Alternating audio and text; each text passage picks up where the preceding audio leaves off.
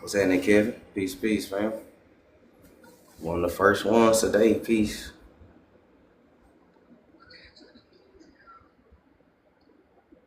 What's happening, Treese? Duckster, what's happening? 45 man, was good. Health, wealth, what's happening? Peace, peace, y'all. See y'all coming in. Y'all give me a second. I'm still setting up. You already know what it is. Y'all like the live, share the live. Yeah, we about to set up here in a second.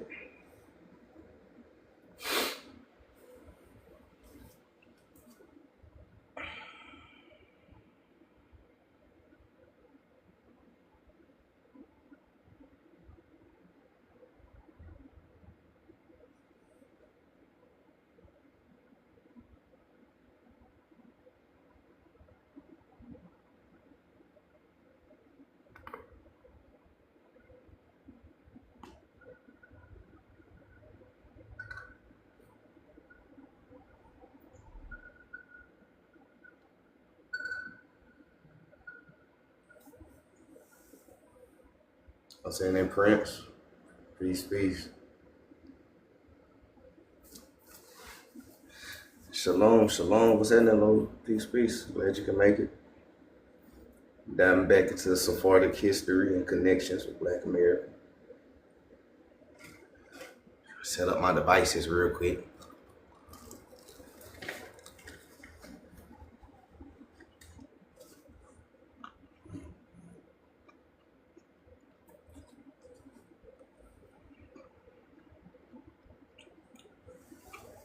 Health, wealth, what's happening?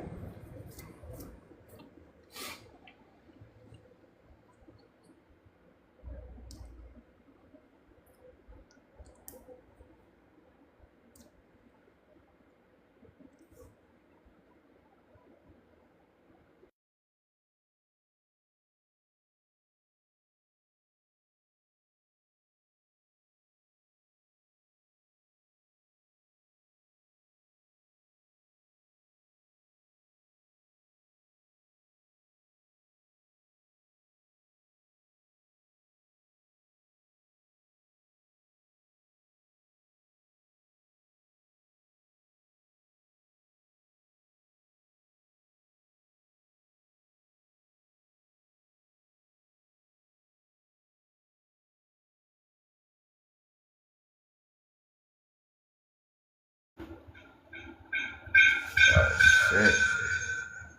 Oh, damn, my bad, y'all.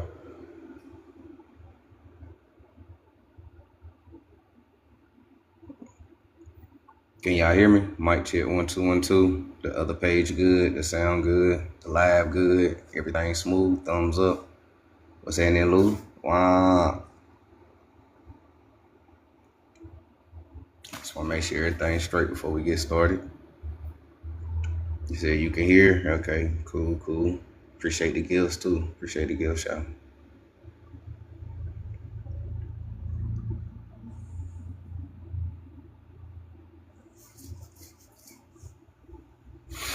So, hey, repost a live. If you haven't repost a live, share the live, like the live. I got a dope live for y'all. We're going to pick up where we left off with Sephardic Jews. We're going to talk a little bit about Olmec and Mayan. And as you can see my background, we're going to get into that.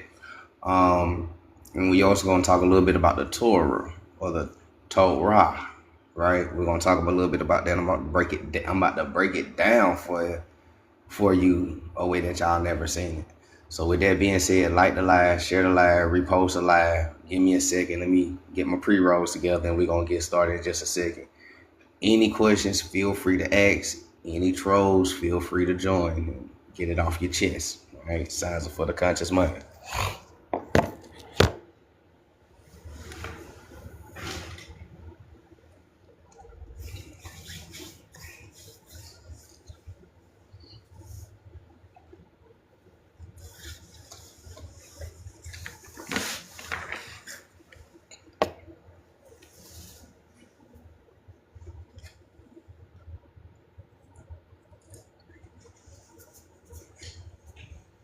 Houston Hayes, what's happening? Peace, peace, y'all.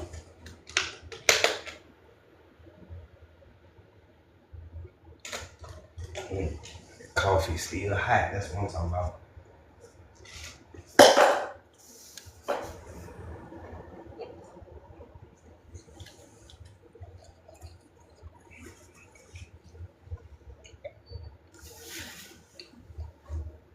What's happening, Bloom? Peace, peace. Can y'all still hear me real quick? I got the phone sitting down. My hands a little busy real quick. Peace, peace. So, just what's happening, Ether? Just to dialogue a little bit, So, what I got on my background, we always talk about the parallels and the influences of, the Sephardics, the Moors, and certain American Indians that have on our culture, right? What's happening? Right, and y'all know I always show y'all proof and draw up examples and parallels to how we still do our culture, still to this day. No matter what, we still have cultural continuity, right? Whether people want to acknowledge our cultural continuity or not, but we still have cultural continuity of our ancestors, right? So we did Sephardics, a couple of days ago. We did the Moors. You feel me? One thing we haven't really did was the Olmec and the Maya. What's happening, Yanni? What is it that you still do today that comes from your Olmec and Mayan ancestors? All right, what is it that you still do today? And what we're gonna get into is, it's gonna shock a lot of y'all. It's gonna amaze a lot of y'all. Some of y'all probably already knew it. Some of y'all probably didn't. But we're gonna break it down. And you'll be surprised, right? And like I stated earlier, we're gonna dive into the Torah a little bit. We're gonna dive into Chazar history, right? Chazars, right? We're gonna dive into Chazar history and talk about the famous conversion, right? We're gonna talk about a lot of stuff, and we're gonna do it, in a nice amount of time, and we're gonna try and make sure that we don't get, pulled at the same time. So, if that's something that you are interested in, oh yeah, we're going to get into it, Lola.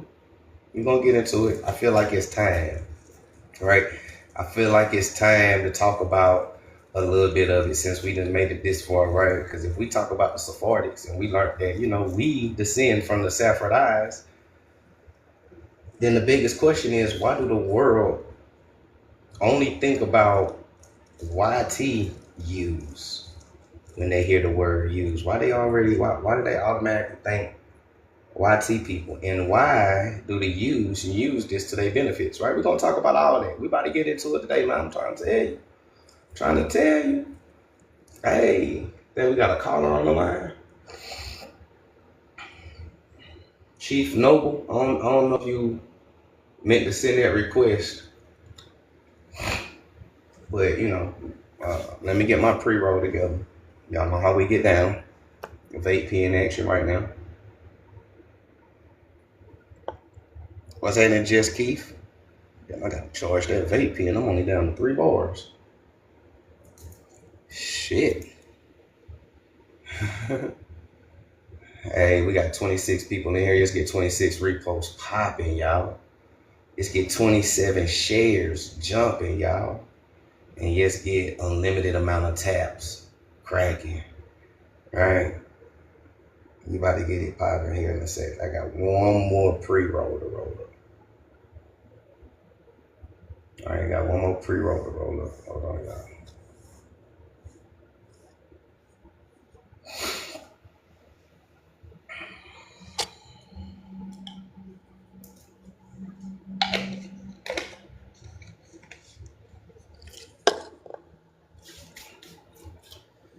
All right, I think I'm gonna do the Bob Marley papers. Got to twist in the Bob Marley. If you know what life is worth, just remember, I hate some a few minutes ago. What's in that day, Dilla? Peace, peace, fam. Hope all is well on your end. All well. Cardiac arrest. No, I'm just fucking with y'all. Oh, man. Hey, shout out to Kevin Gates. Hey, y'all knew that Kevin Gates was a Black Pea Stone? Y'all knew that? How many of y'all knew that? Y'all know that Denzel Washington and Kevin Gates are Black Pea Stones?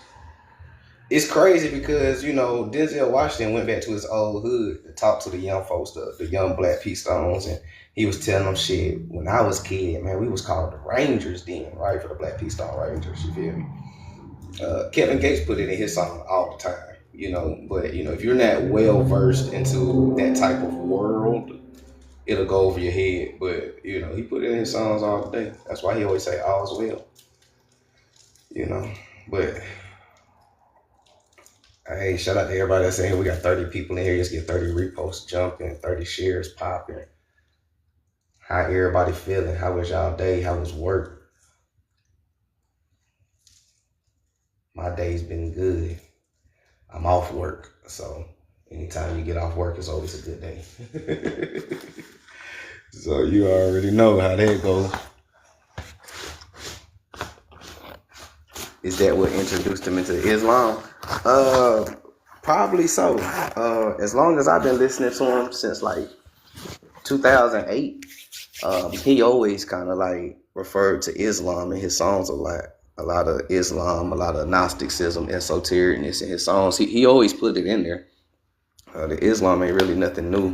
His daddy was Muslim, or so-called Moroccan.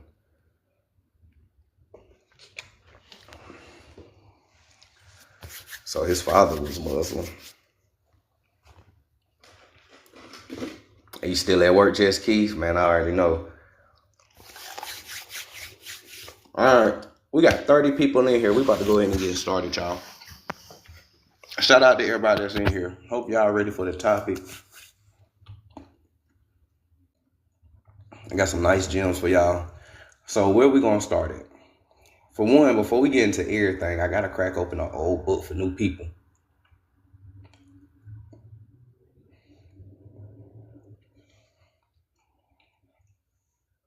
Right? I gotta crack open old books for new people. Okay? Hope y'all don't mind. I hope y'all don't mind. Yep. Hope y'all don't mind. Okay? How many of y'all remember this book? How many of y'all never seen this book? Right? We got 36 people. I don't know how many new people in here, right? How many of y'all never seen this book? How many of y'all remember this book?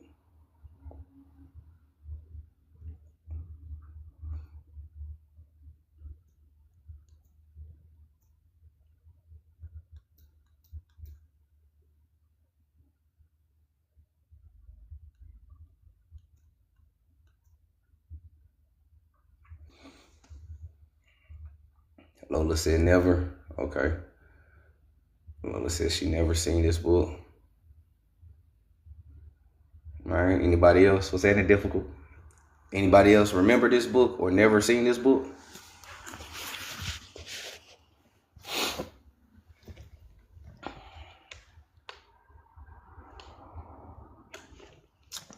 Appreciate the gift. She said never seen it. This book was published in 1832. Okay, for those who don't know, this book was published in 1832. All right, 1832. You said you haven't seen it either, Health Well? Okay, good. Good.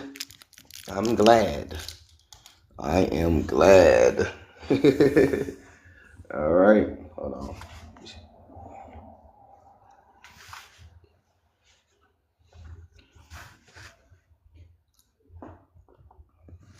All right. So this book is called The Atlantic Journal and Friend of Knowledge in 8 numbers. Okay, by Constantine Samuel Rosvik, PhD.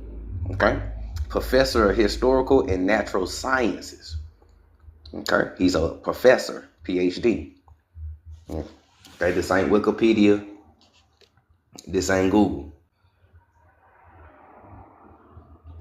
And I'm only saying that because I'm giving those natives hell on Facebook right now. Boy, I made a post on Facebook. Boy, they done lost their mind. We gonna get there, but they done lost their mind. Boy, I got them tweaking out on Facebook. But what's that, cool? This is a book. This is not an article. This ain't Wikipedia. This ain't no quick Google research, right? You got to actually read it. So this book is called Atlantic Journal and Friend of Knowledge by Constantine Samuel Rasvik, PhD. Okay, published in 1832. Now, this is one of my favorite go-to books because it gets straight down to the nitty-gritty. You know what I'm saying? It gets straight down to the nitty-gritty. You know what I'm saying? You ain't really got to sugarcoat nothing. It tells you straight up, right? It tells you. Oh, that's the languages. Hold on. Oh boy, we gonna get it to that because I ain't even hit that page. Right? It gets straight to it. Right? It gets no clearer than the primitive black nations of America. Okay, y'all want to get y'all screenshots? Y'all can. Okay, it gets no plain and simple as the primitive black nations of America. Who are we talking about? We are talking about so-called Negroes, right? So-called black people, right? Black nations of America. Okay. So, and it reads, the Society of Geography, having offered a reward for the best memoirs on the origins of the Asiatic Negroes, right? Asiatic Negroes, I sent them last year 2 memoirs. One of those, right? One on those Asiatic Negroes, wherein I demonstrated the affinities of their language with the African and Polynesian Negroes, okay? As well as with the Hindus and Chinese, and render it probable that all the Negroes originated in the southern slopes of the Himalaya Mountains. Right? They say all Negroes. They ain't say some. They ain't say a handful. They ain't say a couple. They didn't originate in Africa. I remember 1832. When did Charles Darwin introduce the out of Africa theory to people, right? So they didn't originate in Africa. He's saying that it's probable that all the Negroes originated in the southern slopes of the Himalaya Mountains, as they did once exist all over India, South China, Japan, Persia, and Arabia. Okay, let me go back to the cover for those who need the cover. All right, let me know when y'all get y'all screenshots. The Atlantic Journal, let me know when y'all get y'all screenshots. He said what Jerome F. Martin used to say, player from the Himalayas. Man, come on, man.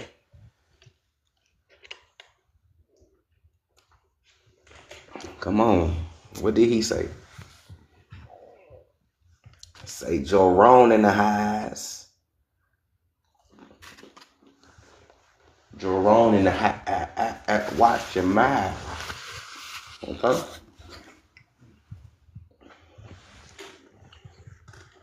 My bad, y'all. My chewing get too loud. Let me know. I'm kind of smashing some fries over here. All right. I'm just saying. Play it from the Himalayas, what they said. All right. That's what they said. They said all the Negroes originated from the southern slopes of the Himalaya Mountains, as they did once exist all over India, South China, and they still there in South China, Japan, right? Persia, and Arabia. All right? And the Arabia. Okay? My second memoir, right? My second memoir was on the Negro or the black nations found in America before Columbus. All right? Now, right now, you go. We teaching. All right? He said my second memoir was on the Negroes or black nations found in America before Columbus. Now, the question is, who found them before Columbus? Last time I checked, the Vikings was in America before Columbus. Actually, a lot of other people was in America before Columbus. So a lot of other people encountered the so-called Negro nations of America, right? But the black nations found in America before Columbus. Americans. All right, let's flip the page. Let's flip the page. What's happening, Big Rico? What's happening, Kurt? Peace, peace. And it says, right, the origines of all the American nations and tribes pursuing the path which I have opened by comparing all the languages mathematically and numerically with each other. Okay? Too many, right? Too many. This fact, not an opinion, not an assumption, not a theory. This fact of old black nations in America will be new. Let me rewind that. What's happening, Day Dilla? They in the building. What it said this fact, not theory, of old Negro nations in America will be new. And hey, what do you know? What do you know?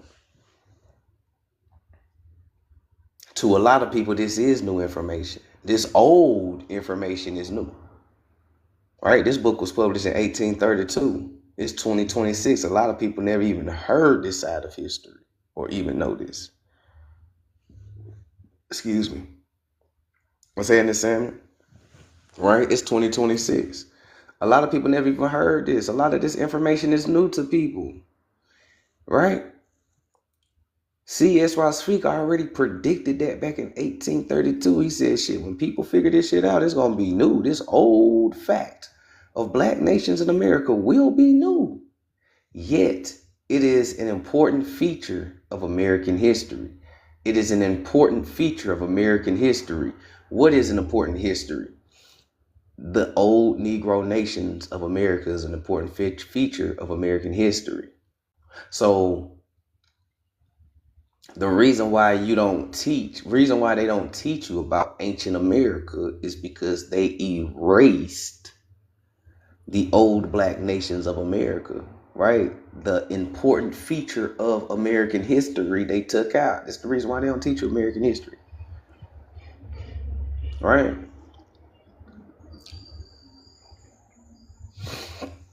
I said, do I have any hard copy books for sale? Not yet. I'm working on the hard copies. I probably have those ready by like spring or summertime. So right now, all I have is the ebook link, the download to the phone.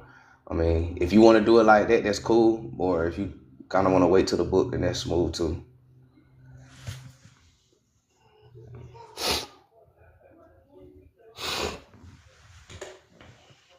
All right. I said this is an important feature. Okay. And it says that the black tribes of which I have found evident traces and remains in North and South America, right? Then he about to start listing the tribes, right? Like the ancient Carticos of Haiti, right? Carticos are Mayas, for those who don't know. The Carticos are Mayas.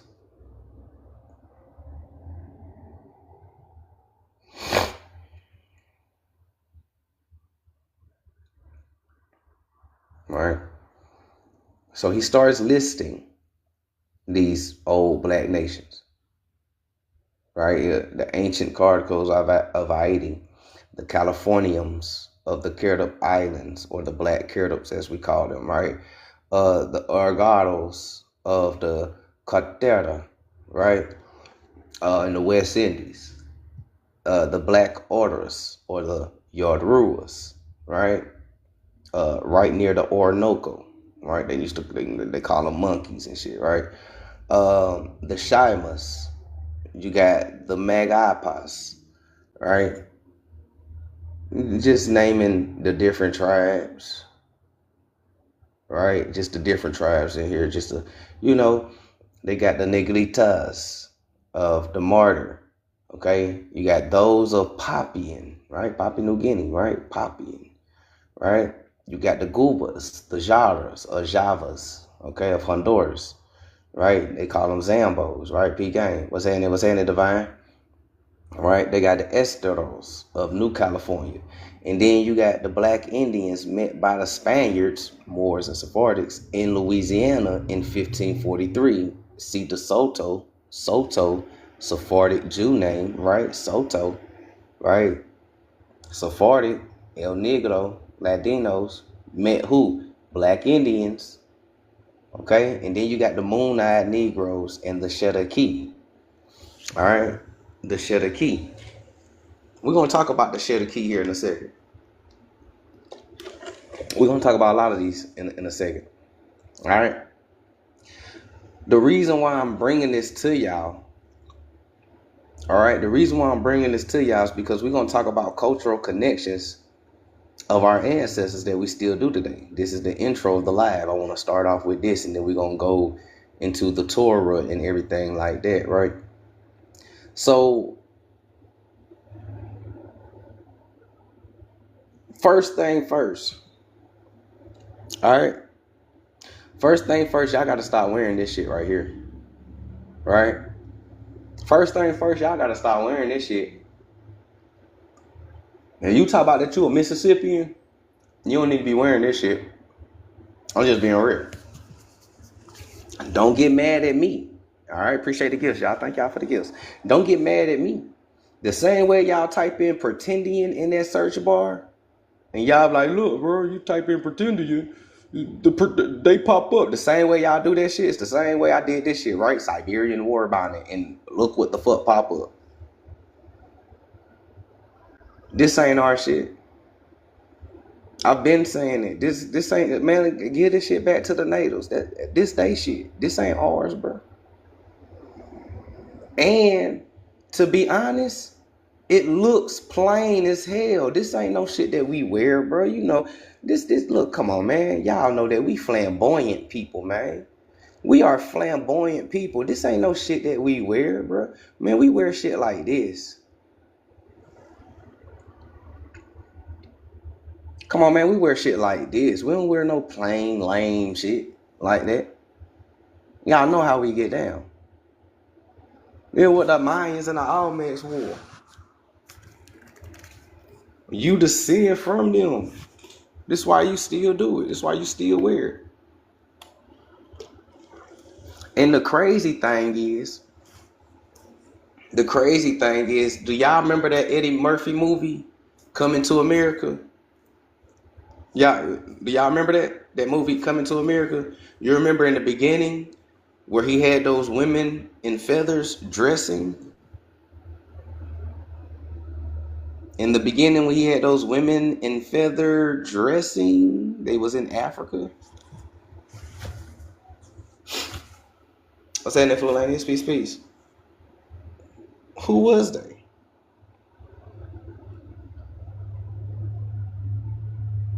What's that, K Real? Peace. They always be putting the truth in your face, but since you don't recognize your culture, little shit'll fly over your head all the time. Okay? It'll fly over your head all the time. So now we know that there's old black nations of America here, right? Most of them are Mayans, Olmec, Mayan. You feel me? So now let's get into the culture. All right, let's get into the culture. Let's get into the top 5 Olmec Mayan cultural echoes in Black American culture. If y'all want to get y'all screenshots, y'all can.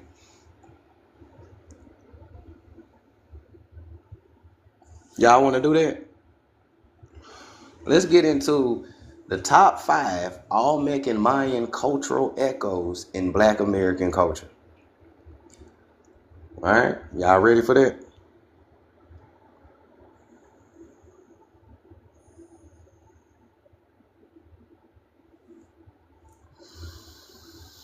Appreciate y'all for tuning in. We got 50 people in here. Let's get 50 reposts jumping. Let's get 50 reposts jumping. We got 50 people in here.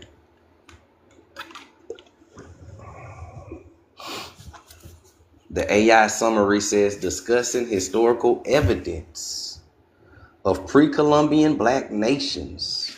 That's what I'm talking about. Finally, you put something worth putting on there. All right. Daniel Roberts, you are in the guest box. Do you know you hit the request button, Daniel? What's happening, Jen? Jen in the building. All right, so let's get into it. So number one, of course, feathers and ceremonial headdresses. This is why I told y'all, give the Siberian war bonnet back to these niggas. Appreciate that. Appreciate that. Thank you for the crown. I am Stats. What's happening? This is why I say give the Siberians back their war bonnet. Okay? This is why I say give it back to them. All right? Give it back to them. That shit ain't got nothing to do with us. That shit is dull. It's plain. That shit ain't elaborate. It says that the feathers in the ceremonial headdresses, the Olmec and Maya had elaborate feathered hairdresses. Y'all see that? It said elaborate feathered hairdresses. They had elaborate, right? Elaborate. This is not elaborate. All right? I need y'all to interact with me in the comments, right? If I showed you this, right? If I showed you this war bonnet, and I showed you this one, which one will be elaborate? Which one will be elaborate, right? If I showed you this one, okay? And then I showed you this one, right? You said the second one? Yeah, okay. Yeah, this is elaborate. I get them Siberians they war bonnet back. That is not our culture.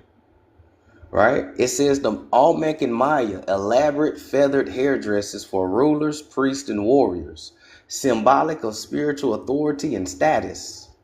Okay? Right? Black American preservation, Mardi Gras Indian suits. Right? Very intricate detail, facts. Right? Black American preservation, Mardi Gras Indian suits, carnival feathered costumes, hip-hop stage performances with feathered accessories, like how we used to wear the feathers and Shaka Khan and all of them. Elaborate. So the connection is feathers symbolize status, power, spiritual expression, and aesthetic threaded across time. All right? It symbolizes power, status, spiritual expression. What's happening, Stewie? Peace, peace. Shout out to everybody that's in here. Okay?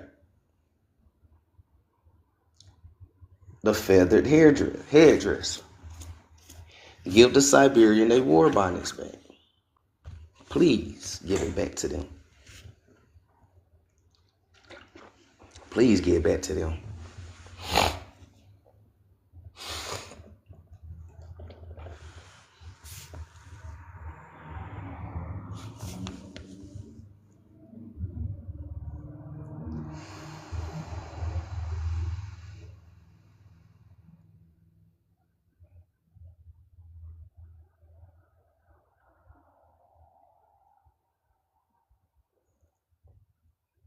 Hold on, let me share my live to my Facebook real quick, y'all. Give me 1 second. Shout out to everybody that's in here, man. I appreciate it. Appreciate it.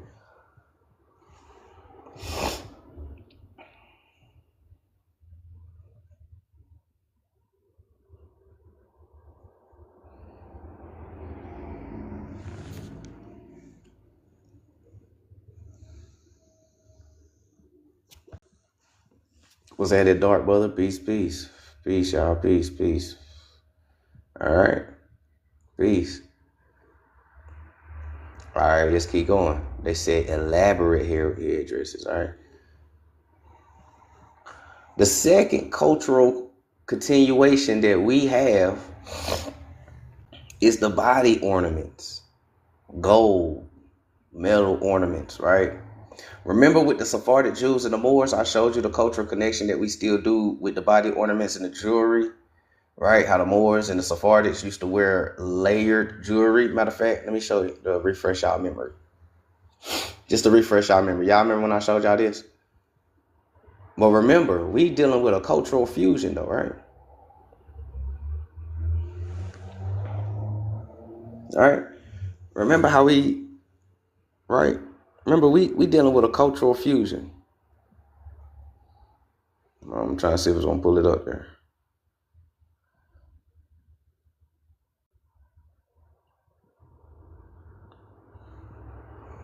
Why am I live playing? Why y'all doing that? Now they trying to stop me from pulling up pictures and shit. There we go. I remember I showed y'all this. Yeah, like Mr. T and everything. Like your auntie. All right, we ain't gotta say Mr. T. Yeah, I mean we can say Mr. T. That's a good example for Lanes. But also like your auntie. We all had that one auntie that was dripped in gold. Every time she came to the family reunion or whatever, she got all the gold rings. She got, the two golds in her mouth. She got the big gold earrings. She got hella necklaces all in there, and they never get tangled up. I be wondering, like, damn, auntie, how your necklaces don't get tangled up and shit, you feel me? But you feel me? Hey, peace. So, and this is Sephardic and Moorish connection. This is how Sephardics and Moors wore their jewelry. Okay? Now, so now when we talking about a cultural fusion, right? Trinidad James, facts. Trinidad James, facts. That was your mom with 8 chains and hella rings, facts. You know what I'm saying? Your grandpa always had a big ass gold ring. Yup, I'm trying to tell you. I love my auntie gold too with the open face heart. Yeah, man, it's cultural. That's what we call cultural continuity. They call it ghetto to try to deny the cultural continuity of our ancestors, such as the Indian and the Moor, right? So now with the cultural fusion, if the Moors and the Sephardics is dripped in gold, and the Indians is dripped in gold and silver and pearls, why you think your love for gold is the way it is? My auntie had the same open face gold with the heart. Yeah, my dad had an open face with a star. My mama got an open face with a heart. She had a star just like my dad. They got like matching grills together, some shit like that on their first date. First and second date when they met each other. Which is crazy. The first date they went to the gun range together because they both was in the army. So the first date was at a gun range. The second date they both got matching golds together. My dad ended up chipping his first set. And he went back and he got one with a star in it. My mama went back and got 2. She had one. She then went back and threw in another one. So she got 2 golds out. My grandma, she got a plain gold open face on her 2 teeth that's by the canines. Man, my whole family got goals, man. I ain't about to go through that. I ain't about to go, man, we all got goals. Except for me. I'm thinking about getting me some permanents. It ain't never too late.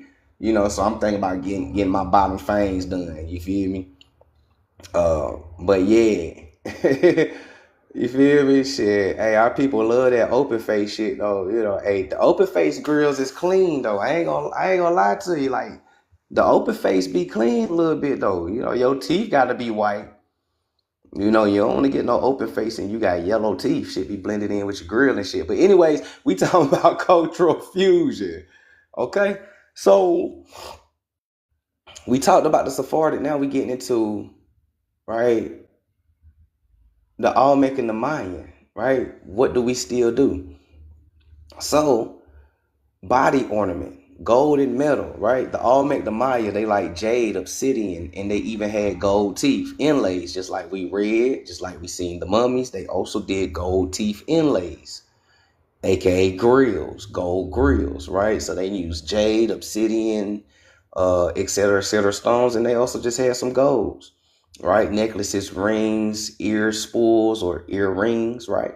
So Black American preservation of this Olmec Mayan culture is the grills, right? Gold dental adornment, right? Layered gold chains, just like the Sephardic side, right? So that's something automatically that we're going to do all the time, right? Rings and jewelry, right? We always going to be flossy and flashy. That's just part of us, right? So, the grills. the body ornaments and gold adornments. Some stuff still stays the same. And you know what's crazy? If you was to go inside your grandmama jewelry chest, you'll find these same gems in jewelry. If I'm lying, tell me I'm lying and I'll cut my live off right now. But if you remember going inside your grandmama chest, like I do, you find these same designs, the same jewelry designs, right? Appreciate the gifts, y'all. You'll find all the rubies, the emeralds, the golds, the pearls. You still find it. We still those people today. We still these people today. And you know what's crazy? Is that it looks natural on us. Remember the other day when I had that live and I told you, if you pay attention, some stuff look natural on us because it is ours, right? Like it's like having a pair of J's and they yours. The way you got it stringed up, the way you got it, you know what I'm saying? Whoop-de whoop-whoop. And it only look good on your feet. If somebody else put them on, for one, you gonna know that they your J's because nigga, you don't do your shoelaces like that, bro. And them shits don't even look like they belong to you. You know what I'm saying? It's one of those things. So when we look at ourselves wearing these cultural things, it fits us. It fits us. When the last time y'all seen a native dripped in gold with gold grills and shit? I'll wait. When the last time y'all seen it? Oh, we got a caller on the line, y'all. Hold on. I don't know. He might have ran. Okay, I think he ran. When the last time y'all went to the reservation and seen Native Americans dripped in gold and getting grills? But they'll tell you that they come from the Olmecs and shit. But they don't be doing shit Olmec or Mayan. The only people who still be doing shit Olmec and Mayan, we ain't about to get in there. I make all the tire look fire on me, no cap. I'm just saying. I'm just being real. That shit just look good on us because it belong on us. Even when our people put on Sephardic and Moorish attire, right?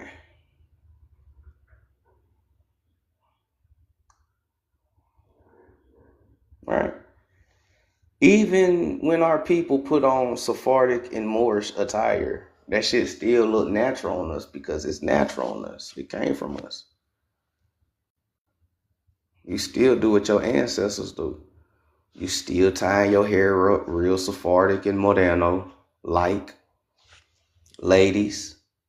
Y'all still, hey, there's a lady in my life right now who own a shirt just like this. Say that I'm lying. It's 54 people in here. I know a lot of y'all are women, right? One of y'all own a shirt just like this with the sleeves hanging off and a little strap and shit right there. Tell me I'm lying. Y'all own the same shirt, the same skirt, the same head wrap, and y'all got the jewelry to go with it. Still to this day in 2026.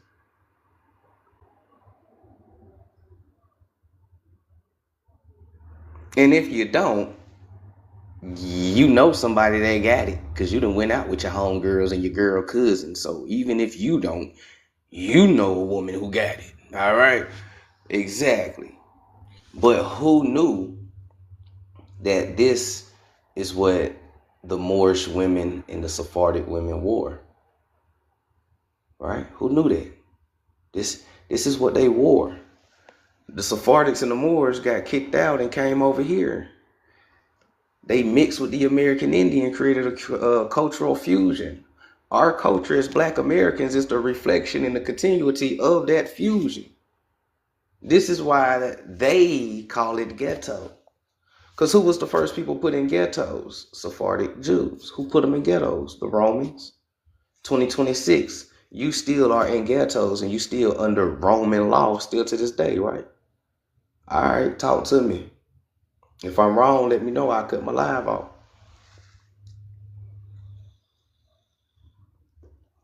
We wore a variety of feathers and head wraps. Facts, facts. We wore, man, pelican feathers, pecan feathers, parrot feathers. You know what I'm saying? Turkey feathers was very sacred. Shit, some of our people was even mummified and wrapped in turkey feathers and buried. You know what I'm saying? Because they very sacred. Quail feathers, man, we rocked all type. Eagle, hawk, you know, dove, cardinal, blue jay. Every feather had a spiritual meaning to it. Every feather did, and we honored and respect all of them, right? And you know what's funny is that the turkey feather is literally a sacred feather that American Indians wore. And I find it funny how Native Americans try to make fun of turkey feathers when they talk about us. Oh, you guys are just wearing turkey feathers. Oh, turkey feathers this, turkey feathers, da, da, da. I find it funny how, as long as I've been doing this, I find it funny that every derogatory term or phrase that they have for us, it actually ties back to our original identity. When they call us Sambo. Shit, Sambo is India or Asiatic. That ain't got shit to do with Africa. Why are we called that?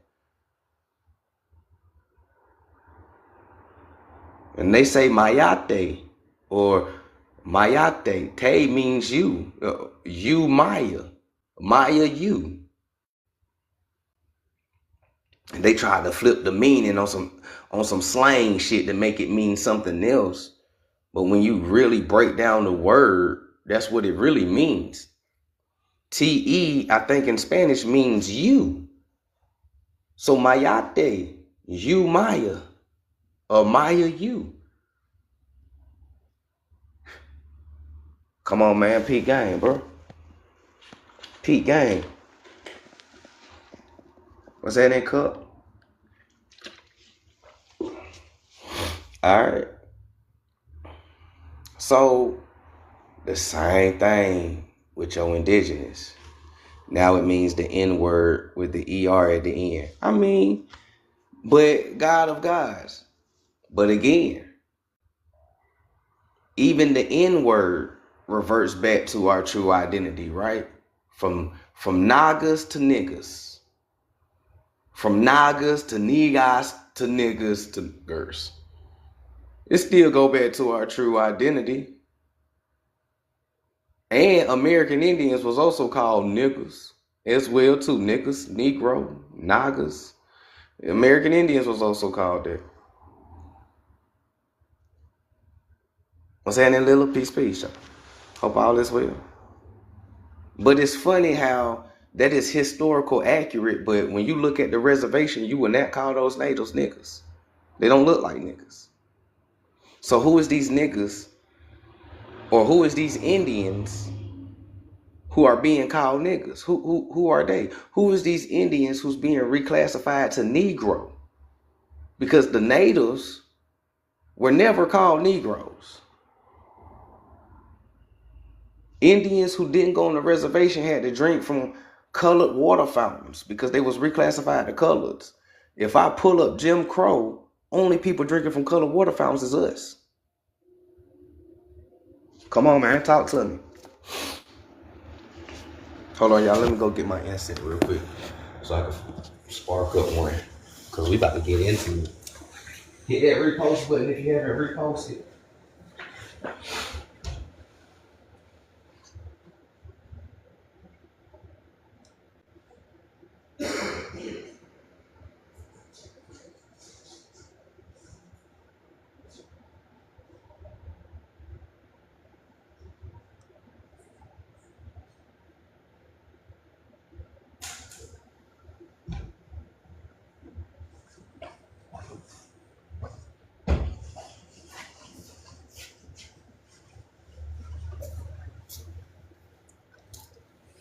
Yeah, I got the spark one. I've been hitting this vape pen all day.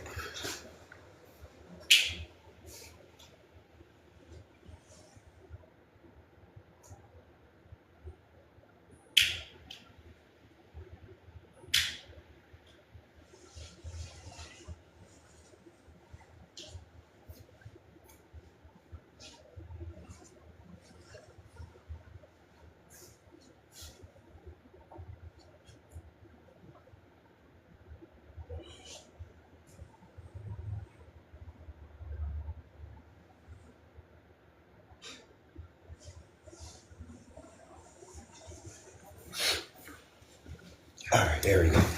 Yeah, I be hitting this vape pen all day. Shout out to everybody that's in here, man. Hey, how many new people we got in here? We got 60 people in here. How many new people we got? How many of y'all new? Never been to this live, never heard this topic before?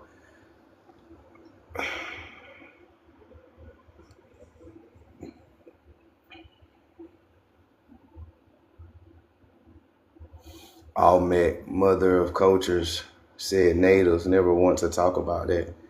Yeah.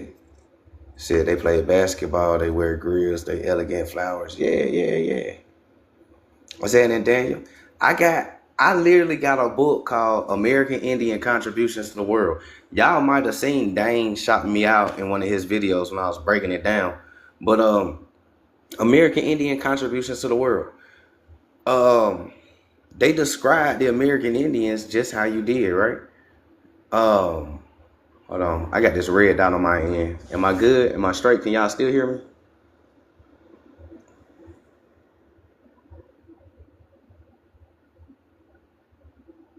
Mic check 1 2 1 2. We good.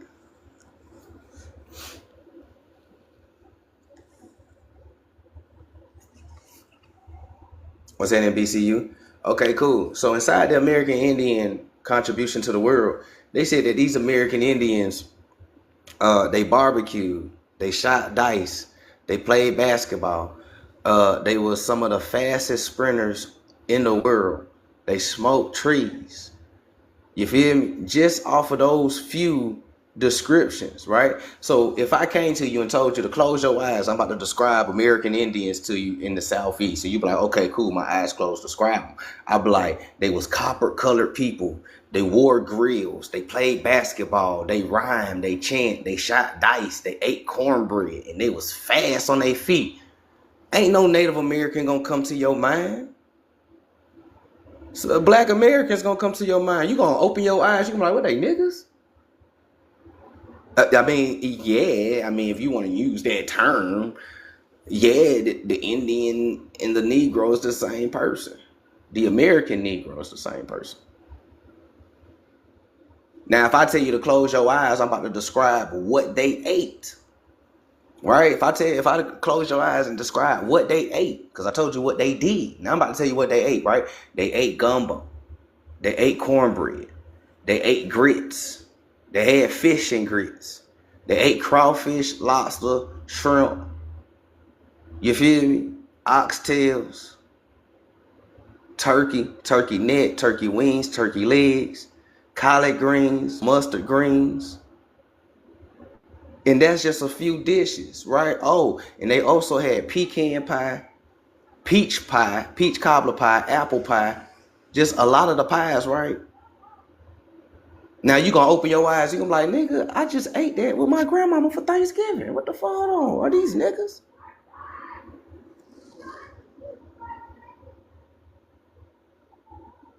You know what I'm saying?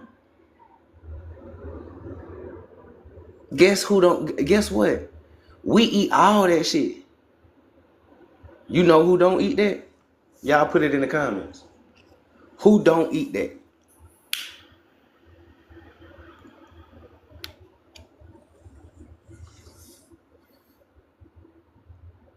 Native. The natives don't even know shit about cornbread, fam.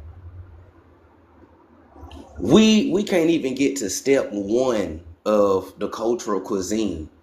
They can't even get past the cornbread. They don't know shit about cornbread. Look, they did their research into cornbread so deep that they don't even like when you mention it. When we get into debates and shit, and they want to, and they say, well, what do you guys do that is your tradition? And don't say cornbread. Because the reason why they don't want you to say cornbread, because cornbread is literally called Indian bread. How are you the Indians and you don't eat Indian bread? Instead, you eat fried bread, which is some shit the government gave y'all. And it got Dutch ties to it. You feel me? Who eat cornbread? Cornbread is always equated to black American and soul food cuisine. Shit, everything I just named to y'all that's inside that book is inside of our soul food dish. That's called cultural continuation. That means you still do your culture. What's happening, Gus? You still do your culture still to this day. That's cultural continuation.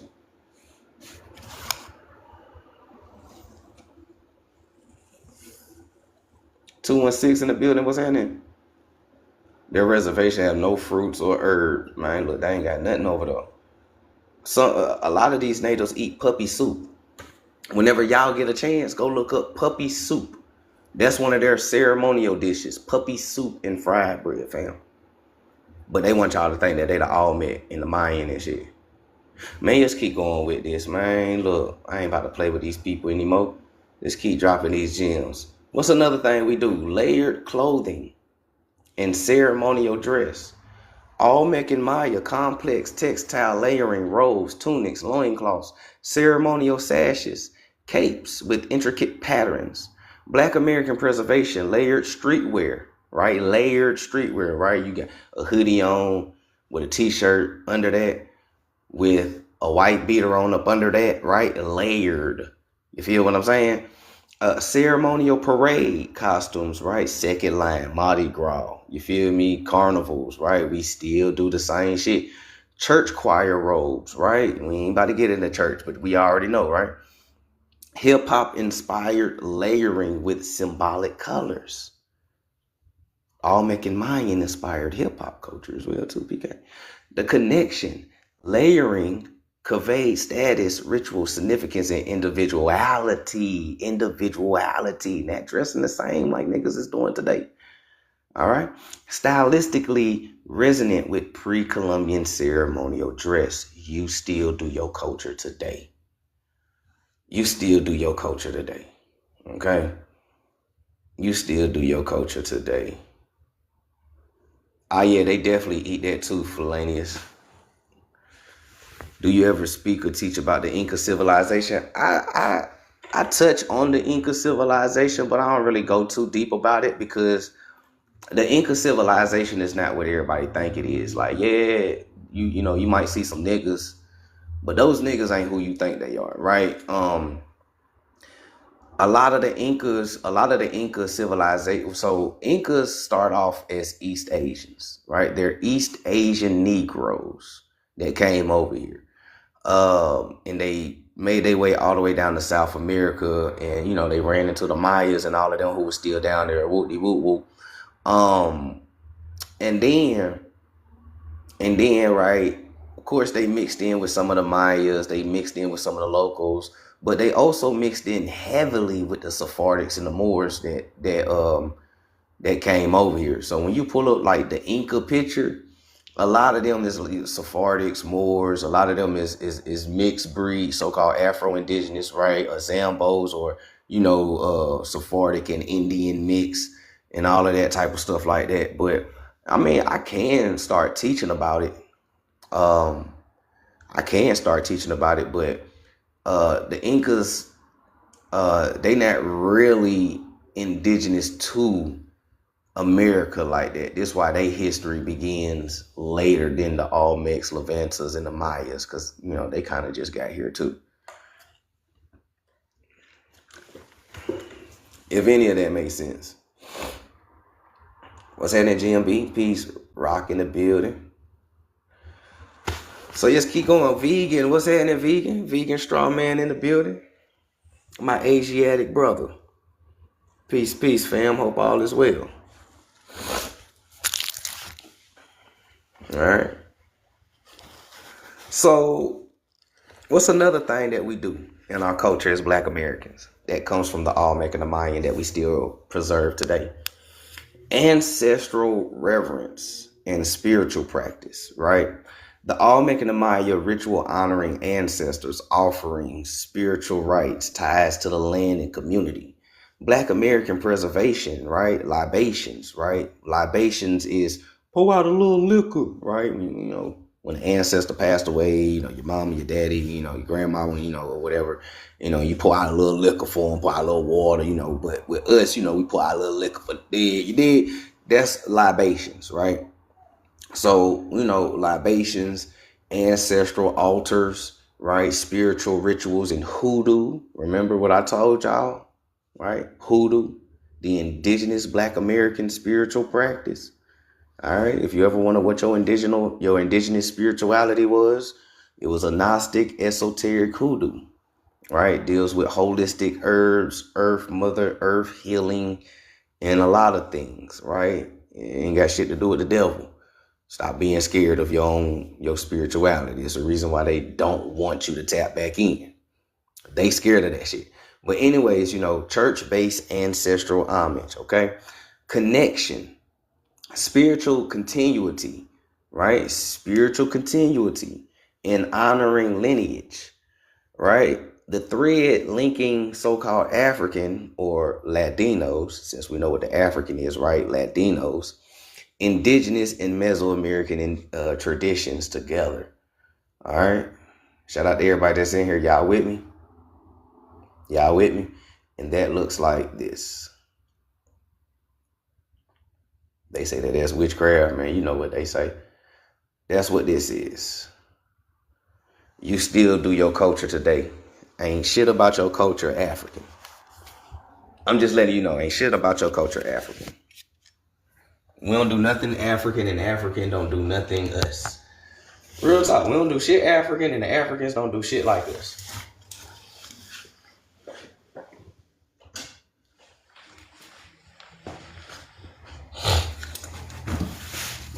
People gotta stop trying to force it. Right now, a lot of people is trying to force Africa on us. People trying to force Africa on us, you feel me? But you can't force an identity on us that don't belong to us. Excuse me.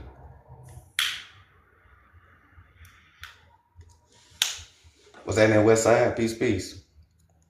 Shout out to everybody that's in here. Appreciate y'all. Appreciate that.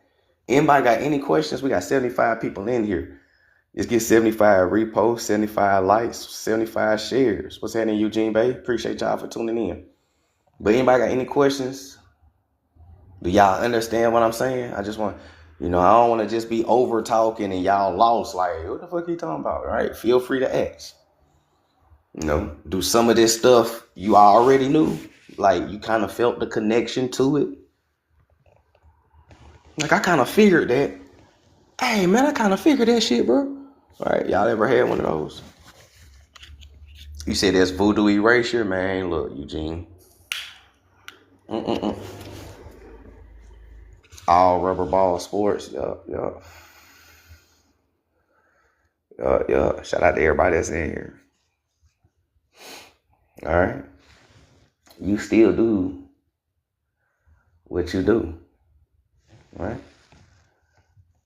The ancestors on the walls back then just became pictures on your walls today with the cameras. That's all it is.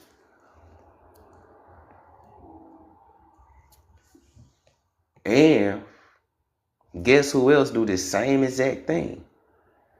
Sephardics and Moors. They have the same altars. They have the same ancestral reverence. They have the same spiritual practice, believe it or not. We try to tell people, a lot of these people, the same people, just going by different names in history and different times. America's the real old world. Folks gotta understand that. Out of one comes many nations, just like Jamaica tell you. And just like Haiti tell you, strength is in numbers. Put both of those flags together. This is the reason why they fear this awakening of knowledge. America's the real old world. Out of one comes many nations, and strength is in unity. Last thing they need is for these Nagas to wake up. This 7-headed Naga, this 12-headed Naga, what they call Hydra in Greek mythology. Hydra. Last thing they need is the Hydra to wake up. The Godzilla. That's the last thing they need is for y'all to wake up, my Nagas. My niggas. My niggas. My niggies. Was that an Empress? Appreciate that. Appreciate that. Thank y'all for the gifts. Thank y'all for the gifts. Thank you for the crown, Rock. Rocky in the building. All right. Peace, peace. So let's keep going real quick. All right. And I'm about to give y'all a bonus one. Here go a bonus. Your tattoos. Here go the bonus, the tattoos. The tattoos. Look, Africans don't even like tattoos. Tattooing is not really part of African culture. When the last time y'all seen an African sleeved up? Y'all let me know real quick inside the comments. When the last time you seen an African fresh from Africa sleeved up? I'm talking about tats everywhere. Legs, arms, face, neck, ears. Nigga, where? You ain't never seen it. And you ain't never go see it. That's that part of their culture. Just like locks ain't part of their culture. Piercings and tats ain't part of their culture.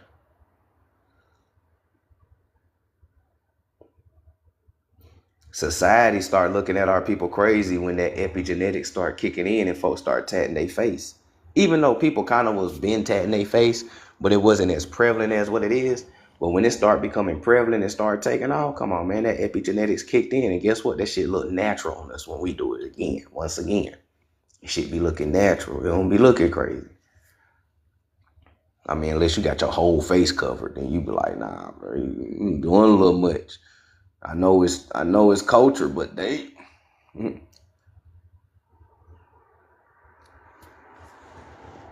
You seen a few with locks the same size for 3 years? Yeah, their hair don't grow. At my last job, I worked with a Nigerian for 5 years. He had the same size locks for 5 years. Yeah, they hate tats, locks, braids, everything we do. They claim we got it from them. Exactly, G5. They hate all that shit, but they try to say we got it from them. How we get this, which is cultural, from y'all, and y'all don't even like this shit. That don't even make sense. Peace, peace, vegan. My Asiatic brother. Peace, peace.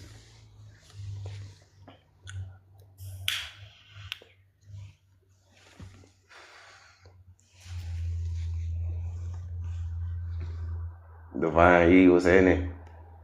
Folks gotta make it make sense, bro.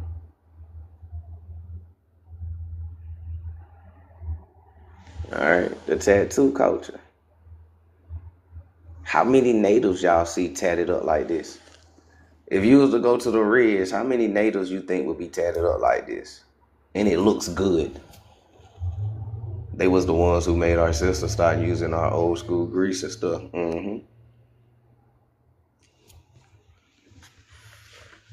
Cause every native that I see that have tattoos, that shit look like prison tats. Look like they just did some shit. Yeah, I know that too, vegan. Yeah. A lot of the natives got Siberian tattoos. Facts. Matter of fact, I'll show y'all who don't know what Siberian tattoos look like. So y'all will know. Look, check it out. Watch this. I'm about to show y'all what Siberian tattoos look like if they let me pull it up. Right? A lot of natives, especially the native women, have these Siberian tattoos. Let's see where it's at. And y'all seen it before. Y'all just didn't know what it was. Let's see if I got it where it's at. But it's like, if I can't find it, I just... where is that?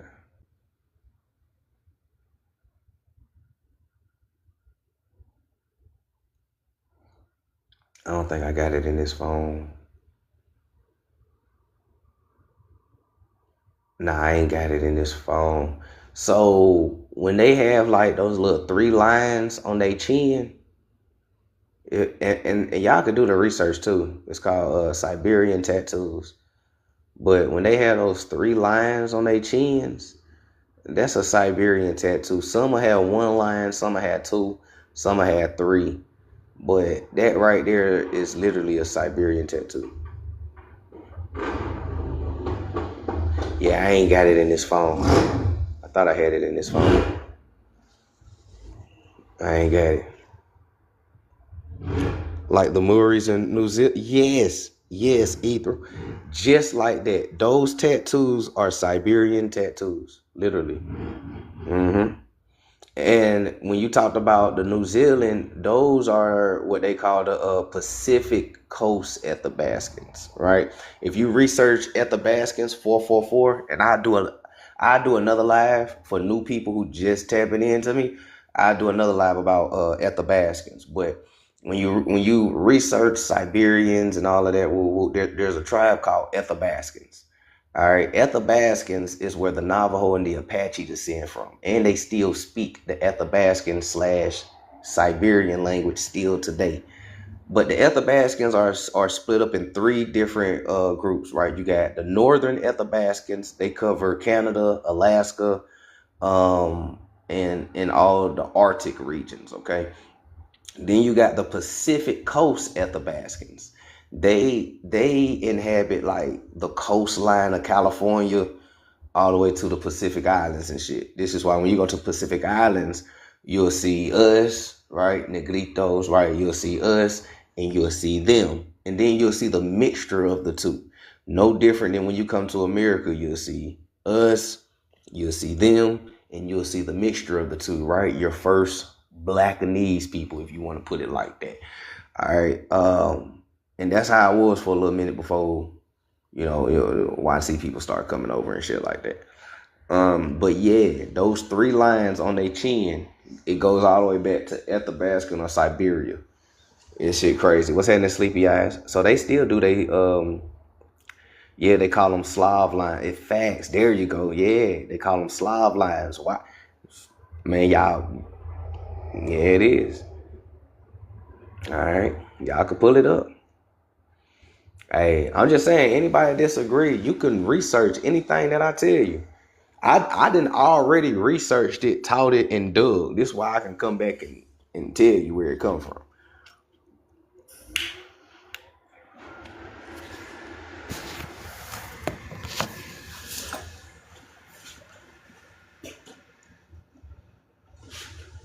Just like the TP come from Siberia. For real. Just like the TP come from Siberia. Over here they say TP or whatever, but in Siberia they're called a chum, CHUM. If you want to hop off my live, you can and go research. It's called a chum, CHUM. That shit it's a fucking TP. It's the same shit. They both got totems. They both share the same tattoos. And I got a video on my page where a Nudane woman is translating what a Siberian woman is saying. And then we asked her, we was like, you can understand her? She was like, yeah, she's counting from 1 to 10. And I was like, oh, everybody in the live, it was in C3 live. Everybody in the live was like, oh, so you can understand them. She was like, yeah, she's counting from 1 to 10. We was like, oh. So, hey, look.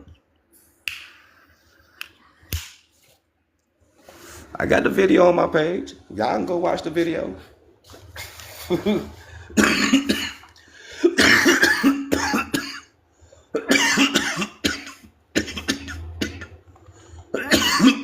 Peace. I bet you think Siberians are one culture with one genetic line too. No, actually, Siberians is a multitude of ethnic groups, and I teach this as well too. But Siberians, when you talk about Siberians, you're talking about a multitude of different people, right? 85% of this population is Slavics, Russians, right? Then you got Turks. Then you got Mongolians, okay?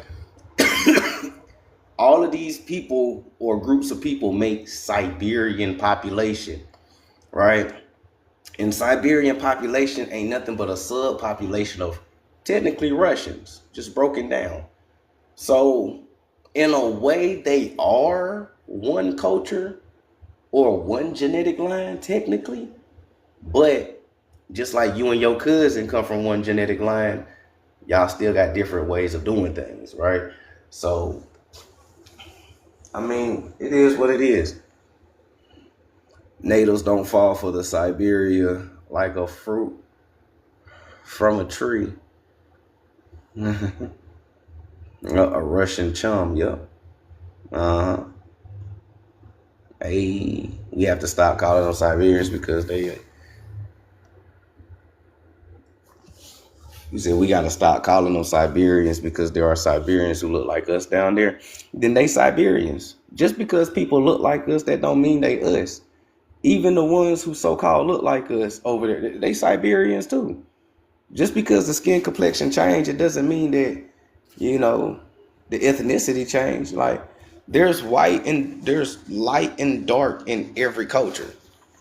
All right, shit. Them dark niggas is just Siberians too. And they help their lighter counterparts do what they do over here. Can y'all still hear me? I got this red dot over here. Peace, peace. You said, but the real Siberians are woolly haired.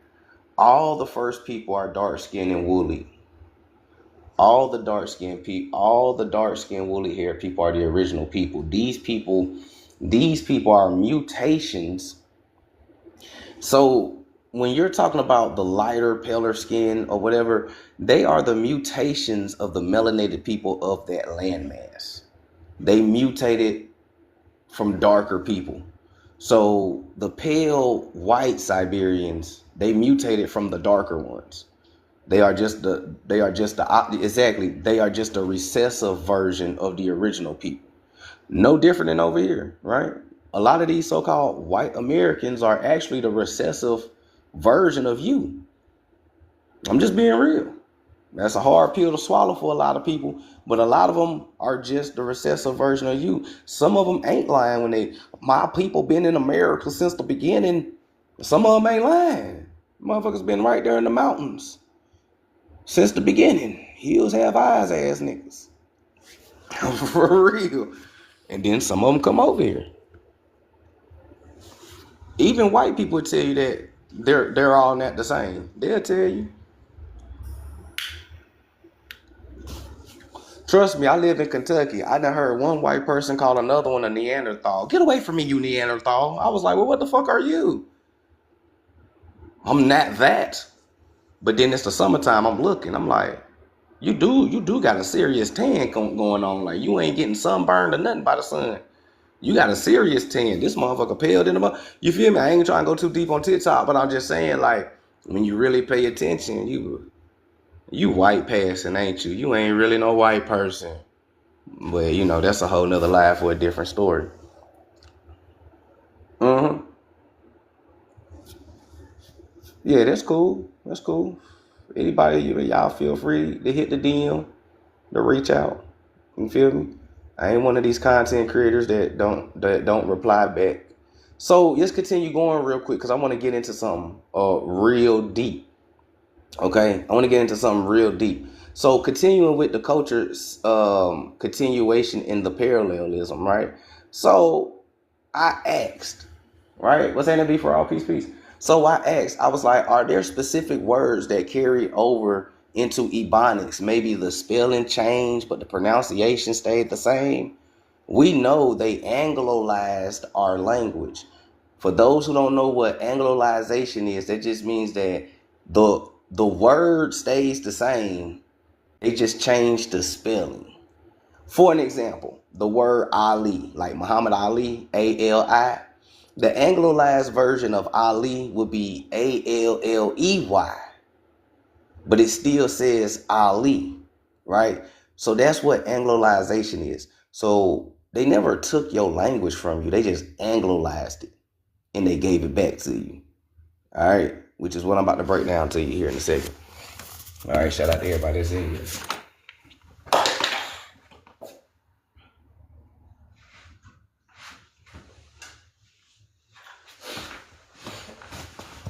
All right, y'all get what I'm saying? Hey, can you discuss admixtures when you lack the knowledge on paleo cultures?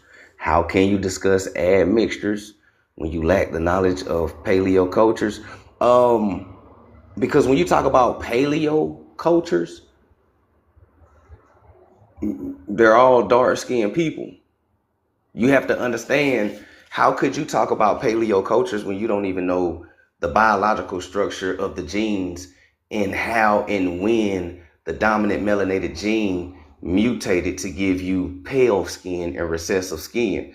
Once you understand when the mutated gene mutated to create the pale, light skin and straight haired and different colored folk, right? You'll start to understand that those people didn't exist in Stone Age and Paleo time. The whole world was black or brown or deeply melanated people with afros. You know what I'm saying?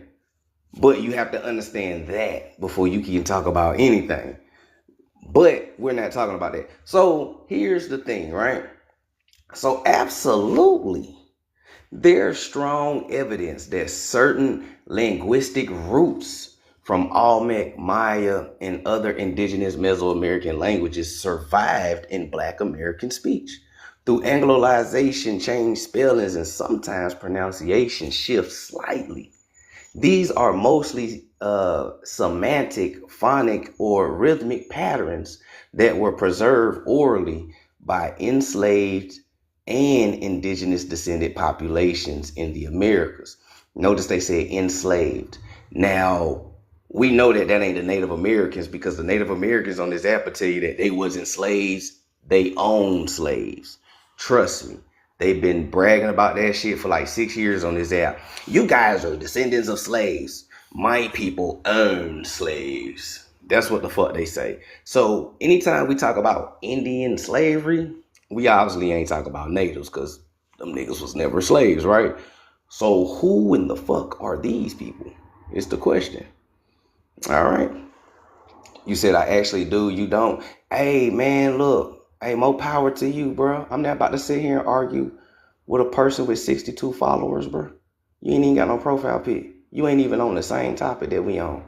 You know what I'm saying? We're just going to go ahead and escort you out the live. Shout out to everybody that's in here. I appreciate y'all for tuning in. Okay? You said, what about Tutnese? That's an indigenous language. Tutnese is a mixed language. Tutnese have indigenous words and phrases in it, but it also has Hebrew and Arabic in it. All right, what's happening, BCU? Peace, peace. But let's stay on track real quick, right? Maya and Olmec language in Ebonics. So we got to understand that, one, animal and nature terms.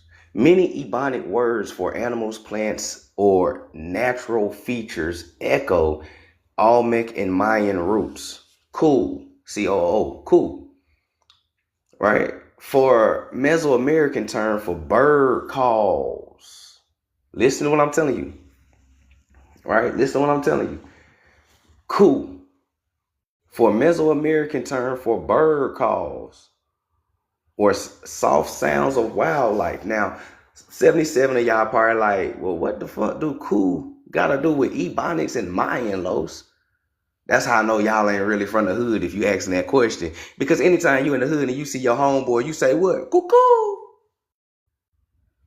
Exactly, Dynasty, right? Cuckoo. When you see your, hey, wah, we do some type of sound, right? Hootie hoo. Yo. Yeah. Cuckoo. Wah, wah, wah. You know what I'm saying? We do something. Guess what? That's still that Olmec and that Mayan in you. Because we descend from mound builders. Mound builders descend from the pyramid builders. The pyramid builders are the Olmec, Maya, and Levanta. That's called culture continuation. Your Ebonics ain't come from no African slave and white man mixture. If your Ebonics came from African slavery, why the fuck Africans don't speak this shit? Every African that come to America who learns how to speak English should sound like us. If they say that we are Africans who were enslaved and we didn't know how to speak English, so we spoke broken English, right? That's the narrative. If that's the case, why these Africans don't sound like us when they come over here? They sound like Arabs learning how to speak English. Nigga. The beach ass nigga. Nigga, that we don't be sounding like that. What the fuck? That's because your Ebonics ain't come from no slavery, nigga. If I was to really break down Ebonics words and phrase to you right now, you will learn that inside of our language that we call Ebonics, for one, we the only people with the dialect and the speech pattern in the world that speak the way that we speak. Two, a lot of the words and a lot of the phrases, even the way that I'm talking to you right now, it stems from Sephardic, Moorish, and American Indian. You still got your American Indian accent. And you still got your Sephardic and Moorish dialect. The fusion is the vocabulary and the phrase. A lot of folk be asking us, man, what the fuck type of language? Hey, what's y'all language that y'all be speaking? These people don't know shit about the so-called Black Indians, that they don't even know that we already speaking our language. To them, this shit sound like gibberish. That's because they be listening slow. They can't keep up with us. And every time we talk, it said what? A rhythm. Ain't that what I just read to you? It's a rhythm. Let me go back to it. What did you get from the Mayan and the Olmec? They said rhythm. Your speech patterns, your rhythm. This is why when Black Americans speak to each other, it always sound like we about to bust a freestyle. Even when I'm speaking to you now and I be reading these books, there's a rhythm to it. I'm not reading dull to you. Many Ebonics words for animals, plants, natural features, echoes, Olmec Mayan roots. I'm not reading this shit to y'all. Man, many Ebonic words for animals and plants and natural features echo Olmec and Mayan roots. Cool. From Mesoamerican term from bird calls. Cuckoo. We do that in the hood. Or buck, buckarah, buckaroo, buck. And Ebonics could link to bayuk or book. In some Meso or pre-Columbian records, meaning male or strong male. We still use it today, hey young buck. Hey young buck. They don't speak like that in England. They don't say that shit in Africa. Alright. Y'all thought it was a game today, huh? Alright. The word tote. To carry, right? Toe net iron, right? Toe net, yeah, tote. Reflects polysynthetic Olmec Mayan verb roots used with obtained motion, right? While your cadence and accent is now speaking to our spirit through the live for real, you gotta have that rhythm, facts. Shout out to everybody that's in here. You gotta have that rhythm, man. A lot of folks ain't got that shit. Remember the rapper designer who was getting interviewed in China? The girl thought he was freestyling. Yeah. That shit come natural to us, man. That shit come natural to us. I'm telling you. So the key point is what I'm telling y'all is that most of these weren't borrowed in the modern sense. They survived through oral transmission, creolization, and adaptation under Anglicization. I know that's a lot of Asians and stuff like that, but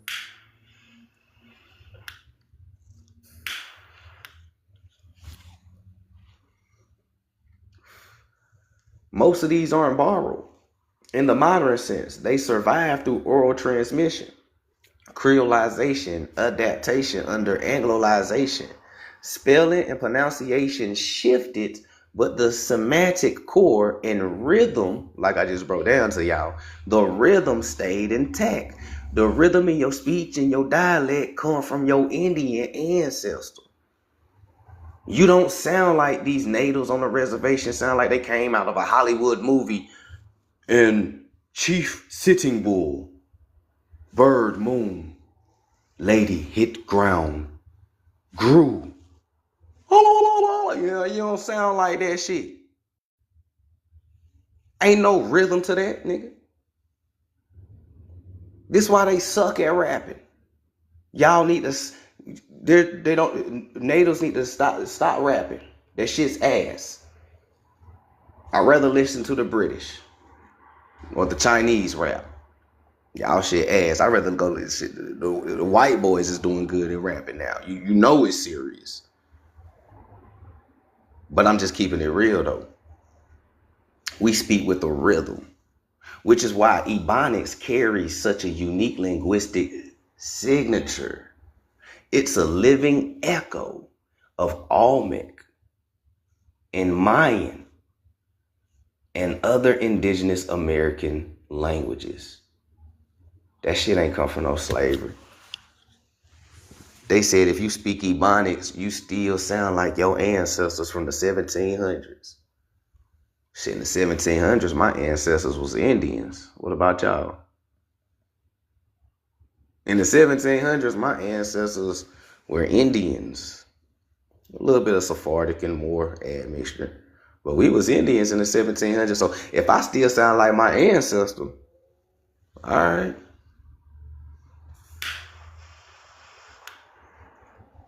And trust me, if I call my grandma on the phone right now, her accent thicker than mine. She from Mississippi.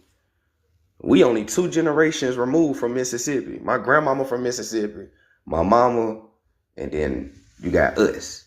We only 2 generations removed from Mississippi. You feel me? So if I call my grandmama, boy, her accent thicker than mine. Both grandmamas. My other grandmama from South Carolina, Charleston and Hilton Head area, right? Little Geechee. But they accent thick. You gotta really listen when they talk. All right, big game. Big game. You still do your culture today, and that's what I'm telling you. Right? You still do your culture today. This is what I'm telling you. Another example, right? Another example that I'm about to give y'all about the language, right? For number 2, a better example is the Maya word Cayenne. K''I''N. Cayenne. What's that in the emo tip? Peace, fam. Right? Cayenne. K''I''N, which means the sun. Ebonically, it's kin. Right? Like we say kinfolk, kin. Maya, Cayenne, meaning soul or sun. Ebonically, it's kin, like kinfolk, kin. You just take the apostrophe out, kin, meaning family or son. Folk, meaning family, equals kinfolk, meaning son family or soul family. Boy, what they said, now that is perfect example. Exactly the kind of semantic and symbolic continuity that we talking about this whole time. My kinfolk, my Niji, right? You what you thought kinfolk was just some country shit that we said in the South? Now y'all can be honest. It's 78 people in here. Just get 78 reposts. But what y'all thought kinfolk was just some country shit that we say in the South? That my kinfolk right there. It's okay. I'll let it breathe for a second so y'all can answer honestly. You thought it was some country southern shit, huh? My kinfolk.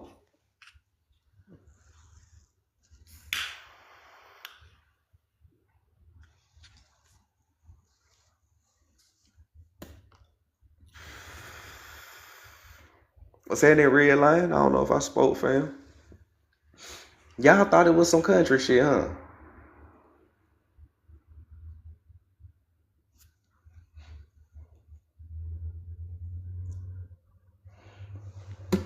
You said, nah, it felt natural. You probably from the South, though. A lot of us from the South, that shit is natural, right? A lot of people who's not from the South have forgot their roots. Like a lot of people up north, a lot of people in the mid, a lot of people out west. Now, out west say kinfolk. Some folk in the mid do. Right? But a lot of folk be thinking certain shit be just some country shit that we be saying, but it really close to the roots. You see what I'm saying? So Maya transmission into Ebonics connection example. The original Maya term Cayenne, right? In literally means sun in classic Maya. Symbolically, It also represents light, life, family, continuity.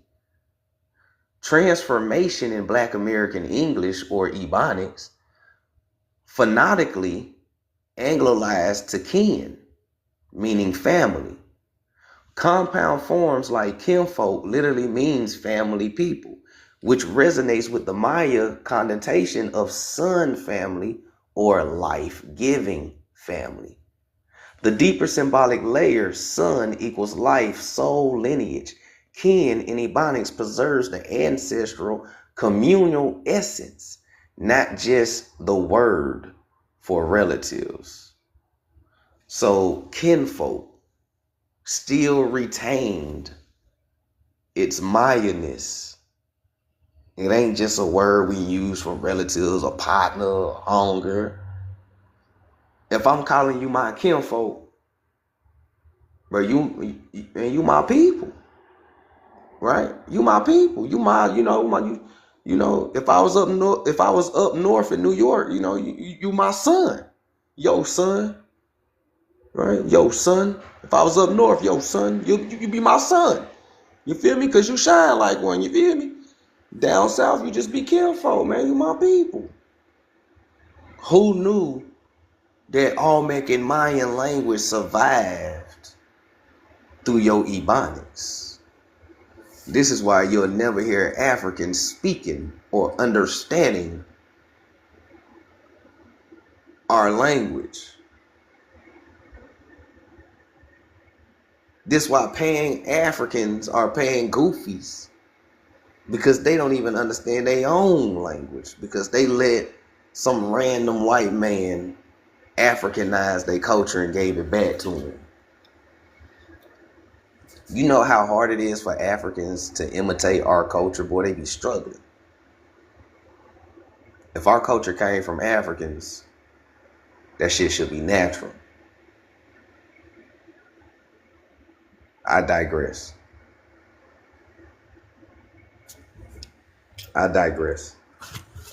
Right.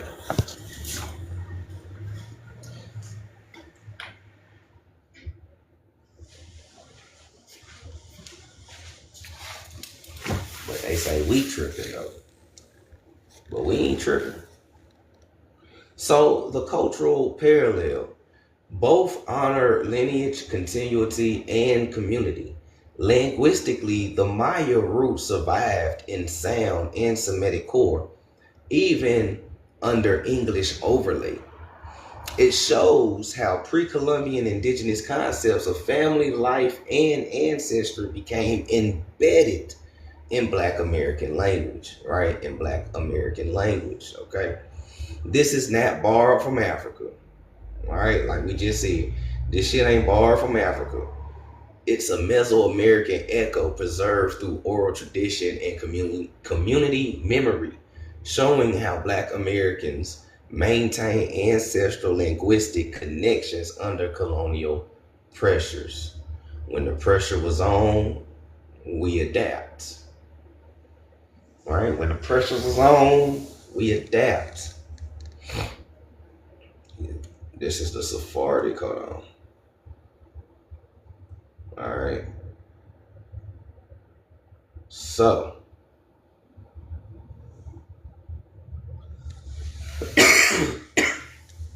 excuse me.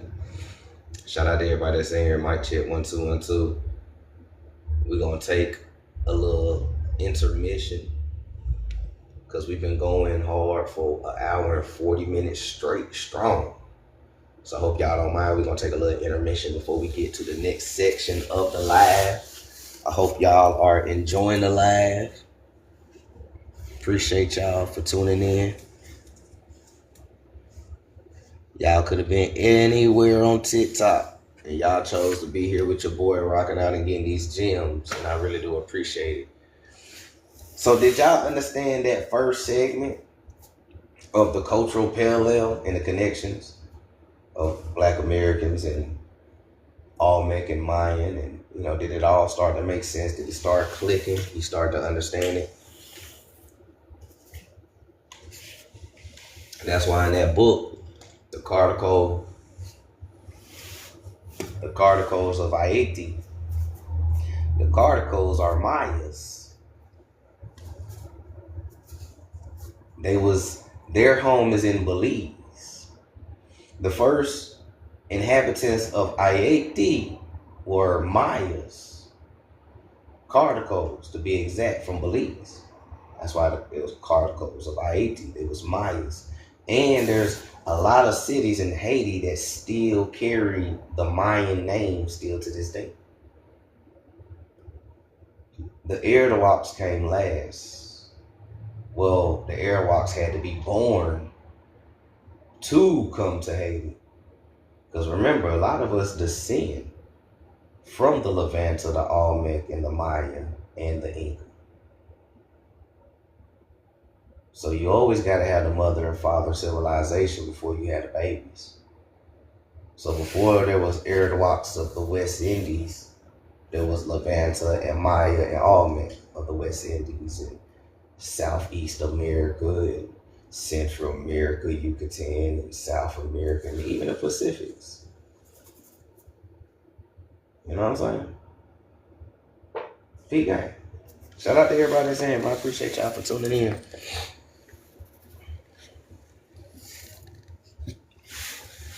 You know, you gotta understand that, man. You gotta understand that. You said, where did the Moors come from? They came from America.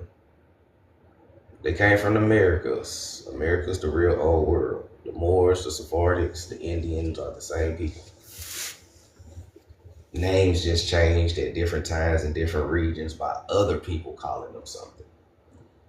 Remember, a lot of these names is what other people called us. We didn't call ourselves these things, but we use these terms today to help us understand what we're reading and everything, right?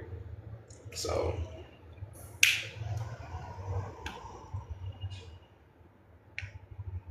or since America is the old world, we did call ourselves these things, and they want to give the credit to foreigners for naming us like we a dog or a pet or something. You feel me? So I'm gonna go with answer number 2. You feel me? So yeah, man, cultural continuity, not only just with your American side, but with your Sephardic side. For those who don't know, the Sephardic and the Moor in your family tree is the European that people is calling white, but they really not white people. Just because the labels say white don't mean that they're white. That's a status. Colonial times is way different from modern times. And a lot of people tend to forget that, right?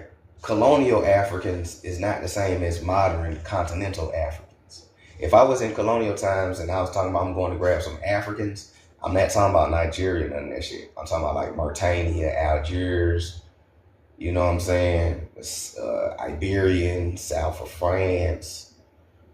Because the province of Africa is a Roman territory, a colony, which inhabited Berbers, Sephardics, Tuareg, Mortis, right? And other people, even darker Southern Europeans. You dig what I'm saying? So colonial so-called Africans is not the same as modern Africans. But we have to understand that, and that's where a lot of the confusion come in at, because people is trying to read colonial times with a modern mind. And you can't do that. You're going to confuse yourself. So you got to understand it, plug it in, reread it, then you'll come to an understanding. So the cultural fusion that I'm showing people on my background, this is pretty much what the whole topic have been about since we ended last year and beginning this year, even though that the New Year's in spring, but just bear with me. Our culture as Black Americans show this so-called cultural fusion. There's no denying. Hidden in plain sight. This is why a lot of people know who we are or knew who we were before we knew, in most cases, because of the cultural continuation that we have, not only on the American Indian, but also the Sephardic and the Moor side. Okay? So, we just broke down the Indian. Let's get back to the Sephardic.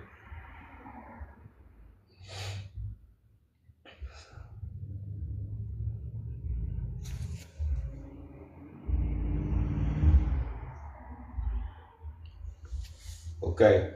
And for those who's new to my live, when I talk about Sephardic Jews, I'm not talking about these people on my background. Okay? I'm not talking about these people on my background. Just so you know. These are Chazars, converts. We're going to get into that too. What's happening, Saint? Peace, peace, fam.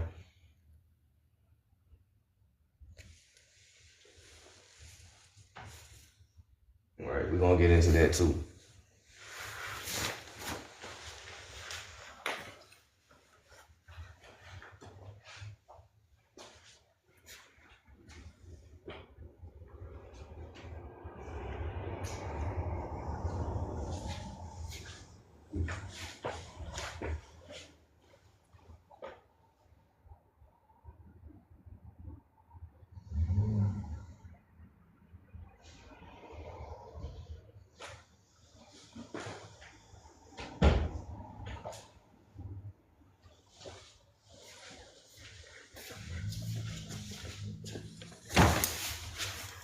Peace, peace.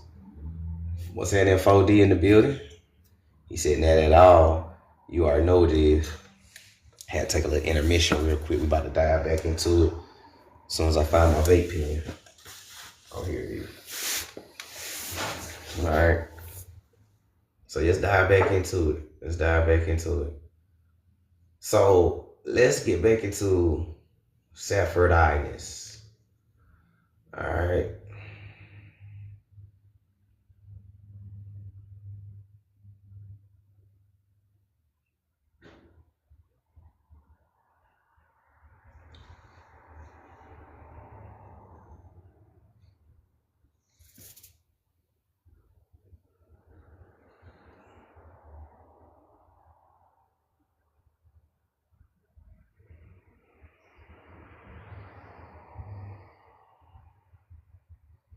Hold on 1 second, y'all. I'm trying to find it real quick. All right, here we go. So let me start right here. You had to join from the iPod. Facts. And so let's start right here. What's any bit wrong? So, Sepherdic. First thing, I want to ask y'all a question, and I want y'all to really think about it, because this is something that we haven't thought about. All right. And I think that what's saying it, Quan? And I think we kind of got a twisted way of thinking about religion and history a little bit, right? But we're going to dive into it. We're going to get into it. So when you think about the word Torah, for one, the people that I just showed you with the little hats, they read from the Talmud. They don't really read Torah, right? Sephardic were the guardians of the Torah, right? For you, so you should know, right? So why they took the Torah from you and gave you the Bible? Have y'all ever thought about it like that? You ever thought, what if they took the Torah from you and gave you the King James Bible? Because for those who don't know, the Torah is totally different from the King James Bible. And I'll show you some examples and break it down. And it's way different from the Talmud. The Talmud actually is the reason why they are racist to you. And they just wrote that shit, to be honest. But when you think about the word Torah, right? When you think about the word Torah, you have to break it down like we break down every single word, right? All right. You go, I am not letting people up. I am teaching, shouty. Okay. So when you break it down, right? Torah, or To-Rah. Was just thinking about that. Yeah, think about it. The reason why they took it is in the meaning. And what's in it as well, too, that they don't tell people, right? To-Rah. Right? So Torah or Torah in Hebrew literally means instruction, teaching, law, guidance. That's not religion, y'all. That's not religion. This is what I've been trying to tell a lot of our American Indians for years. Anytime somebody bring up Sephardic Jew or Moors, people lose their mind and they automatically think religion. Nah, you're religion. Nah, man, y'all ain't thinking deep enough, man. Our people was agnostics, esoterics. It ain't what you think it is. That's why I tell people you gotta study religion. Study it. Whether you believe in Jesus or not, we ain't talking about Jesus. You got to study religion, when it was created. What is it? What is Hellenized Christianity? What is Gnosticism? What is esoteric? How is early Christianity not the same as modern Christianity? What's the difference between the Talmud and the Torah? What's the difference between Orthodox and unorthodox Islam? Like, you gotta study this and who created what, where it came from, how it got started, where did it stem from, and also Buddhism. And as we've been learning, all the religions was created by the so-called Afro-Asiatics, or the Asiatic Negro, or the so-called Moor. Any knowledge of the great beyond came from Negroes. I also got a book and a source that say that. So starting off, this shit came from us. You just forgot that it came from us. Where did it come from? Our Gnosticism, our spirituality. Okay? But let me finish breaking it down though. So Torah is an instruction, teaching, law, or guidance. That's not religion. That's just, an instruction manual. Right?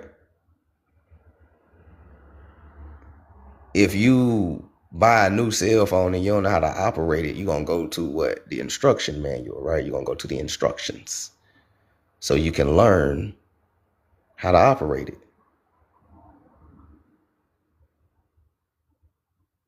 We don't know it all. We all need a little guidance. You see what I'm saying? And you can't do what you want to do.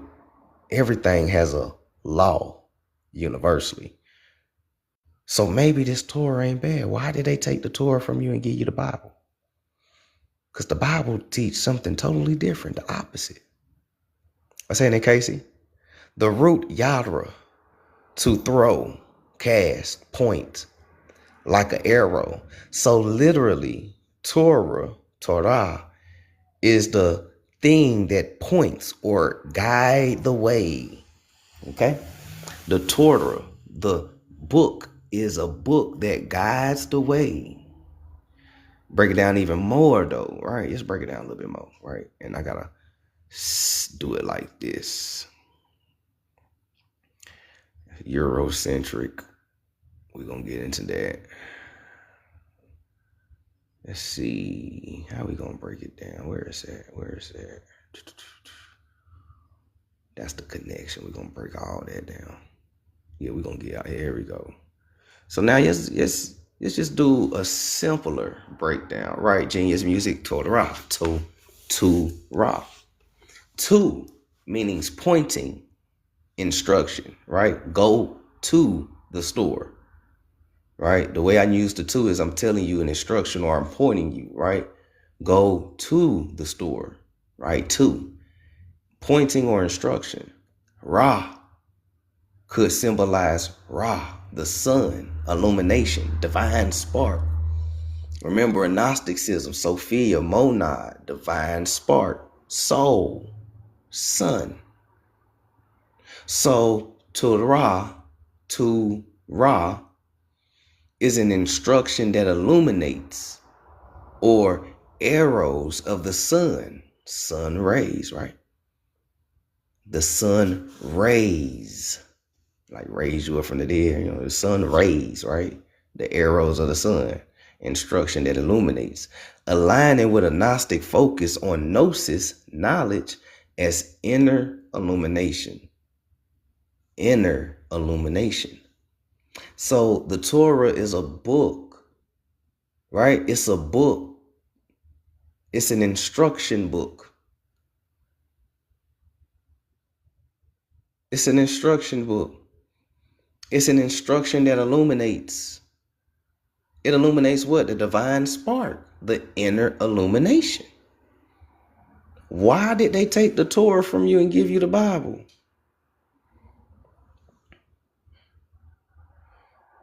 Why they took the Torah from you and gave you the Bible, bro? Oh man. Why did they take the Torah from you and gave you the Bible? That is a deep question. That is a deep question. Right. Hopefully we can get an answer to it, right? Hopefully we can get an answer to it. But first we gotta go back. How are Black Americans connected to this? Man, he keep talking about this Torah and shit, bro. I'm an Indian. You know, you got that European in your genealogy. Stop playing. Some of y'all carrying Sephardic last names and you don't even know it. But anyways, so if you're connecting Black Americans or European, more Sephardic or indigenous European descendant ancestry in the Torah knowledge, we can explore several deep angles. Okay. Sephardic Jewish influence. Many Sephardic Jews were Negroid or black by appearance in Iberia and North Africa, not the pale European stereotype. I have many sources on that. I ain't gonna say I have a source. I got many sources on that. That tells you that the Sephardics, the Sephardites, the people of the Bible, were niggas. So-called black by appearance in the Iberia in North Africa. They carried Torah traditions, Hebrew literacy, and ritual practices into the Americas, often as crypto used during the colonial period.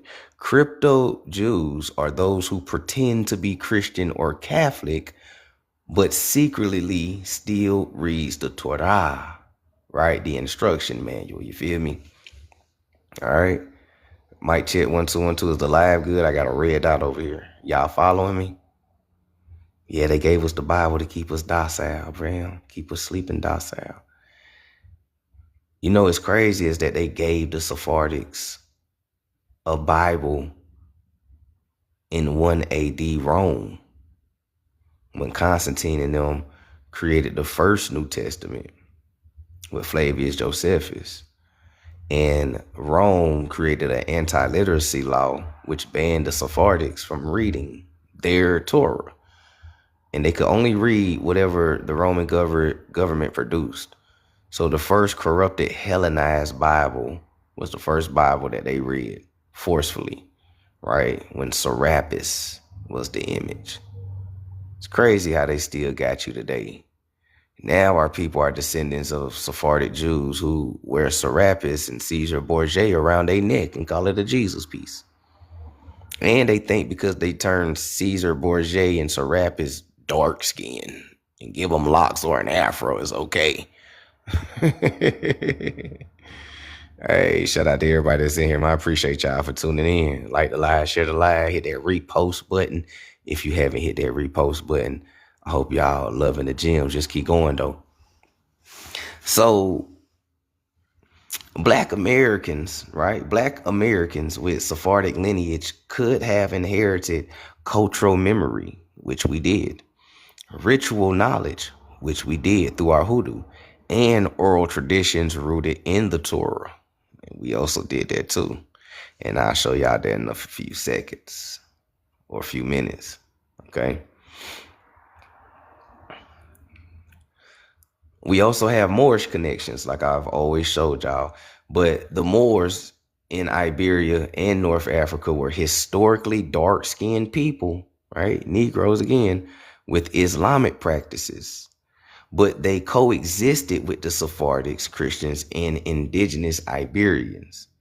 Some Torah knowledge was preserved in the Sephardic communities under Moorish rule, blending rituals and symbols. Okay. These practices could filter into Black American culture via crypto-Jewish lineage, trade networks, and migrations. And a lot of it did.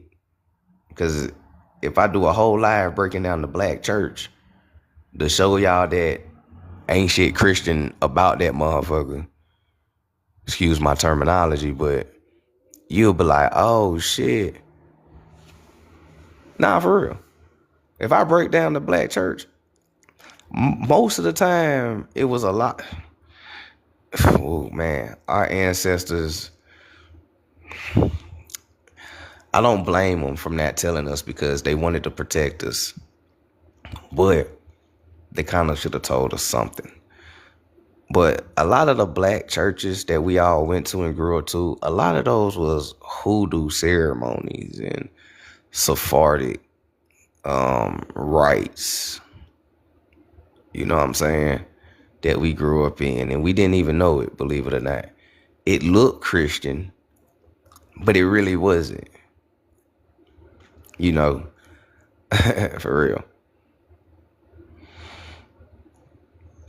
Especially for us practitioners. I'll do a live about it again one day. Probably sometime this week or this weekend. So the Torah stories in Black American oral traditions, right? We even got Torah stories that was passed down orally inside our communities that we didn't know about. Certain biblical narratives like Exodus, King, Joseph, Moses resonate strongly with Black American storytelling, music, and spirituals, okay? Which is facts. These narratives weren't just borrowed Christianity, right?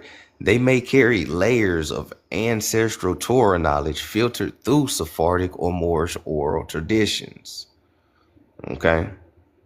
Big game. The symbolic and ceremonial practices.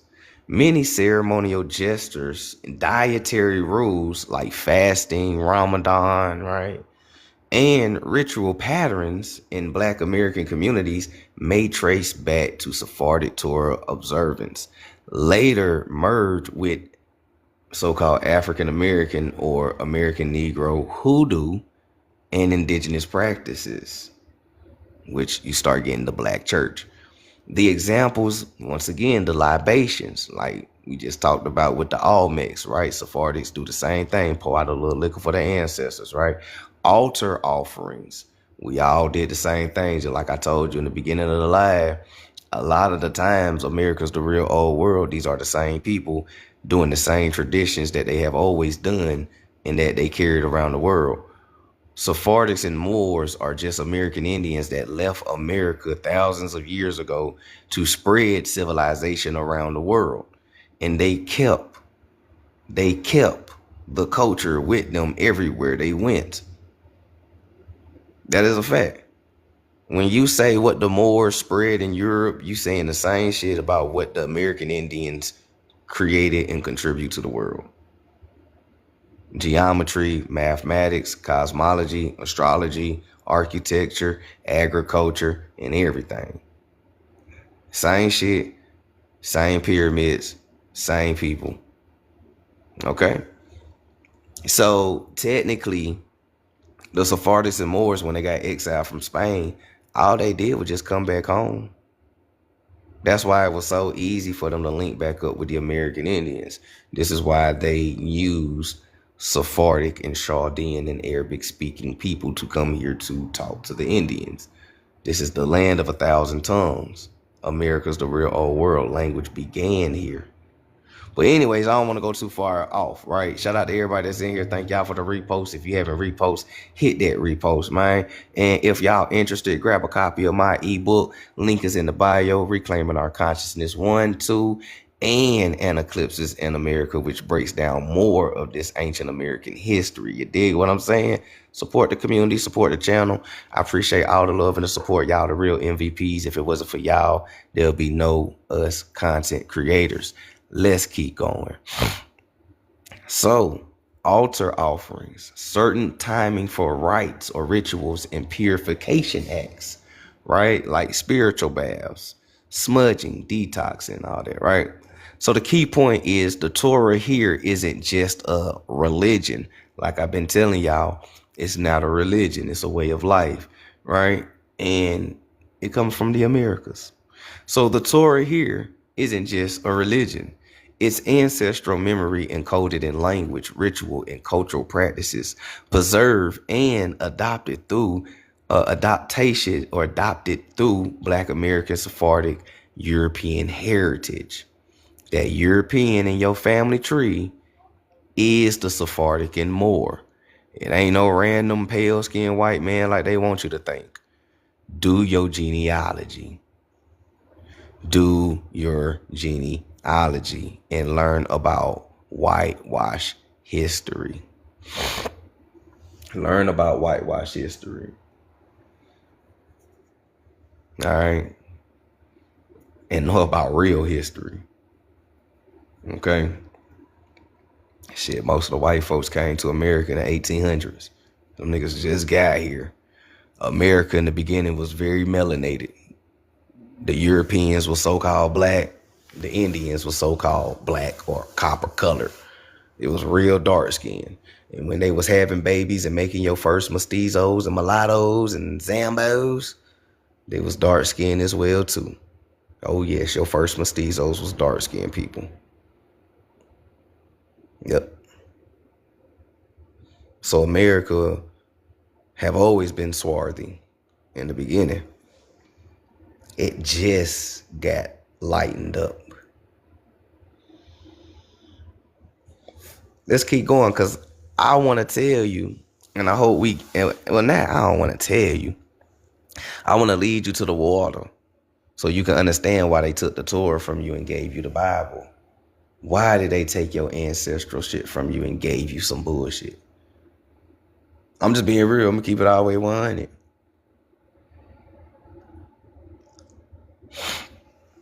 So, in a Gnostic thinking, everything is layered. Everything is layered in a Gnostic thinking. Physical, psychic, and spiritual realities. So Torah can be interpreted as arrow of knowledge. The Torah points towards divine truth and self-realization, right? That self-illumination that we just read, right? To-Rah, right? To-Rah, self-illumination. It could point to divine truth and self-realization. Not just laws on a scroll, but a map of spiritual ascension. Ain't that what we trying to do? Ascend spiritually. All right. Number 2, manifestation of logos.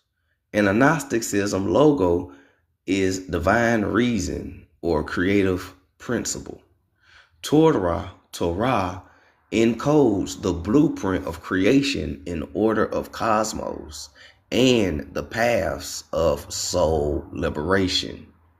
That goes right back to that inner illumination, right? Interior map.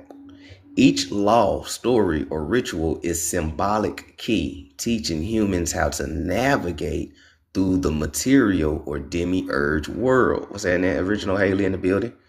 All right. Each law, story, or ritual is a symbolic key, teaching humans how to navigate through the material demiurge world and reconnect with the true source. You dig what I'm saying? That's what we've been learning with Sophia, Monad, Gnosticism, and all that, right? Reconnecting with the true source. Why did they take the Torah from you and gave you the Bible? Because don't the Bible teach the opposite of what I'm just breaking down? The Bible that they gave you does the complete opposite. Right? The Torah helps you reconnect with true source. What's happening, Libra? Which is inner illumination. What's happening, Chippewa? The Bible teach you to look outside yourself and search for external. Exactly. The New Testament teaches the opposite, right? Because the New Testament was created by Flavius Josephus and the Flavius family with Constantine and everybody who was colonizing the Sephardics, right? Fast.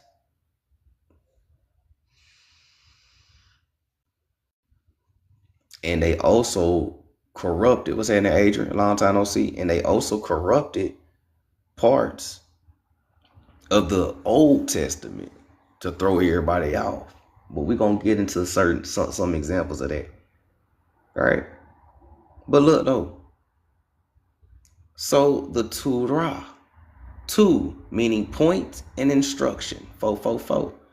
Two equals point and instruction. Ra could symbolize Ra, the sun, illumination, divine spark, soul. Because sun also means soul, divine spark, soul. So Torah is an instruction that illuminates, or arrows of the sun, aligning with the Gnostic focus on gnosis, knowledge as inner illumination. This resonates beautifully with Black Americans' ancestral connections we discussed. This resonates beautifully. What's that, Auntie? This resonates beautifully with Black American ancestral connections we discuss. What's that, crew?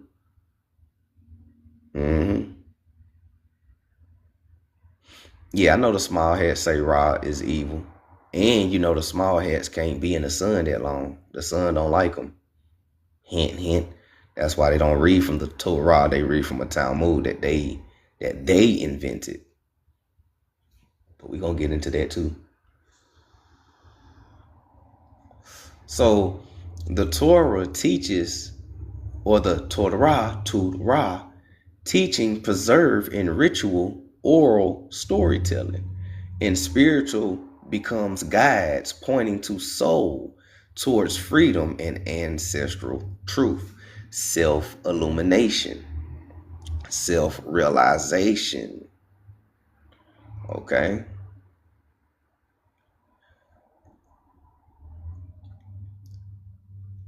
So why did they take the Torah and give you the Bible? What's the difference? There's a huge difference between the original Torah and the King James Version, 1611. All right. So language and translation is the first difference, right? The Torah, written in biblical Hebrew with some Aramaic, very concise, poetic, and layered. Words often carry multiple meanings simultaneously. Names and terms encoded symbolic or metaphysical meaning, like Adam equals earth or ground, or atom, metaphysical man. You see what I'm saying? Eve, or the Shava, means life or evolution. Eve, evolution, or life. You see what I'm saying?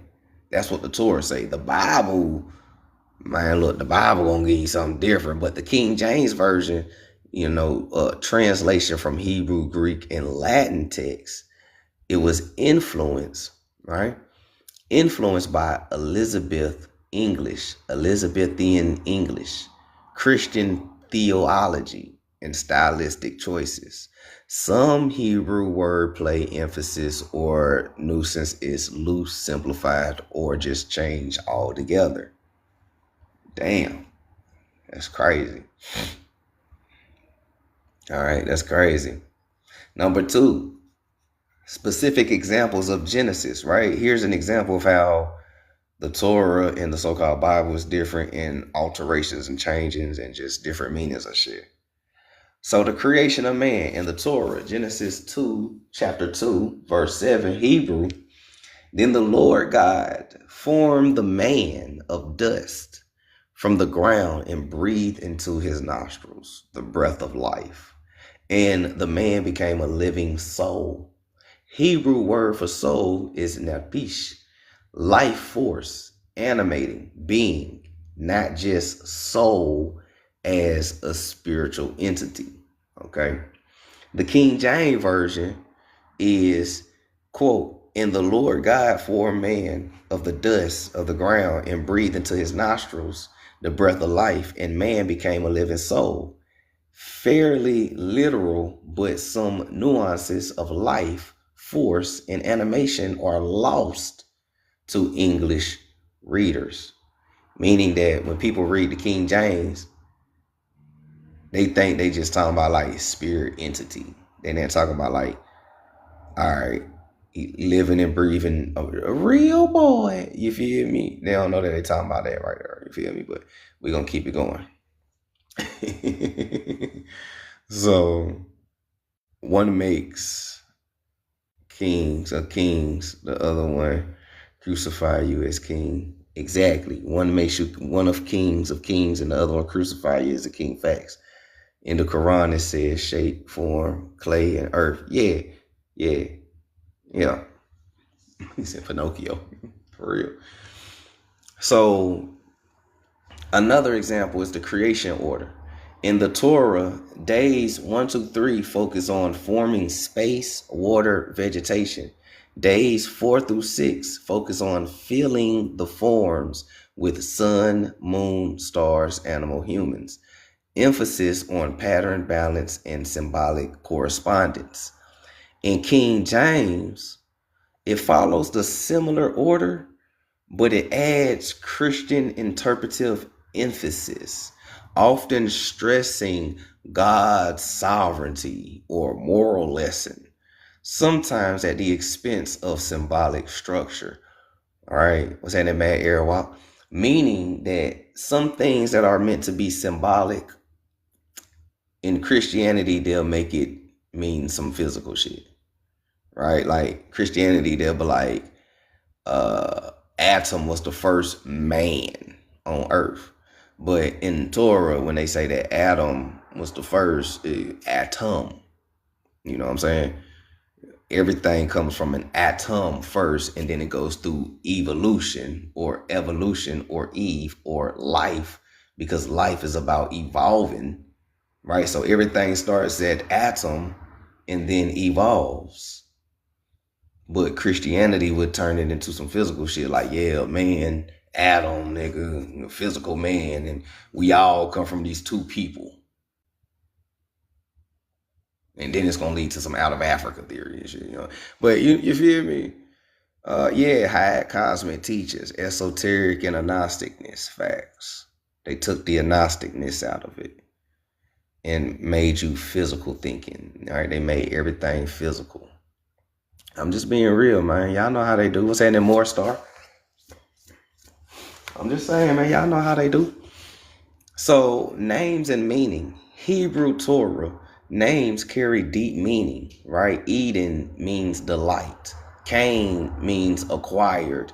Abel or the Helbo means breath and vanity, right? Wordplay often lost in King James translation, right? These are word plays that are often lost in translation. Okay. In the King James, names are transliterated. Meanings aren't explained in text. For an example of meanings aren't explained in text. For an example, people think when you say that the Virgin Mary, people think virgin as in she never had sex. But in those times, virgin just means you wasn't married. Right? You know, had a child out of wedlock. You did what I'm saying? So that's what that means. Or you were just a person who wasn't married yet. You was a virgin. Right? But meanings aren't explained in text. Every Sunday and Wednesday and Friday when you went to church, your pastor never explained the meanings because wordplay is often lost in King James translation. Okay. All right.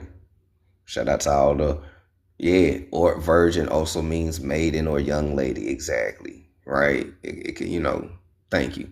It also means that too, facts. So Mary was either young or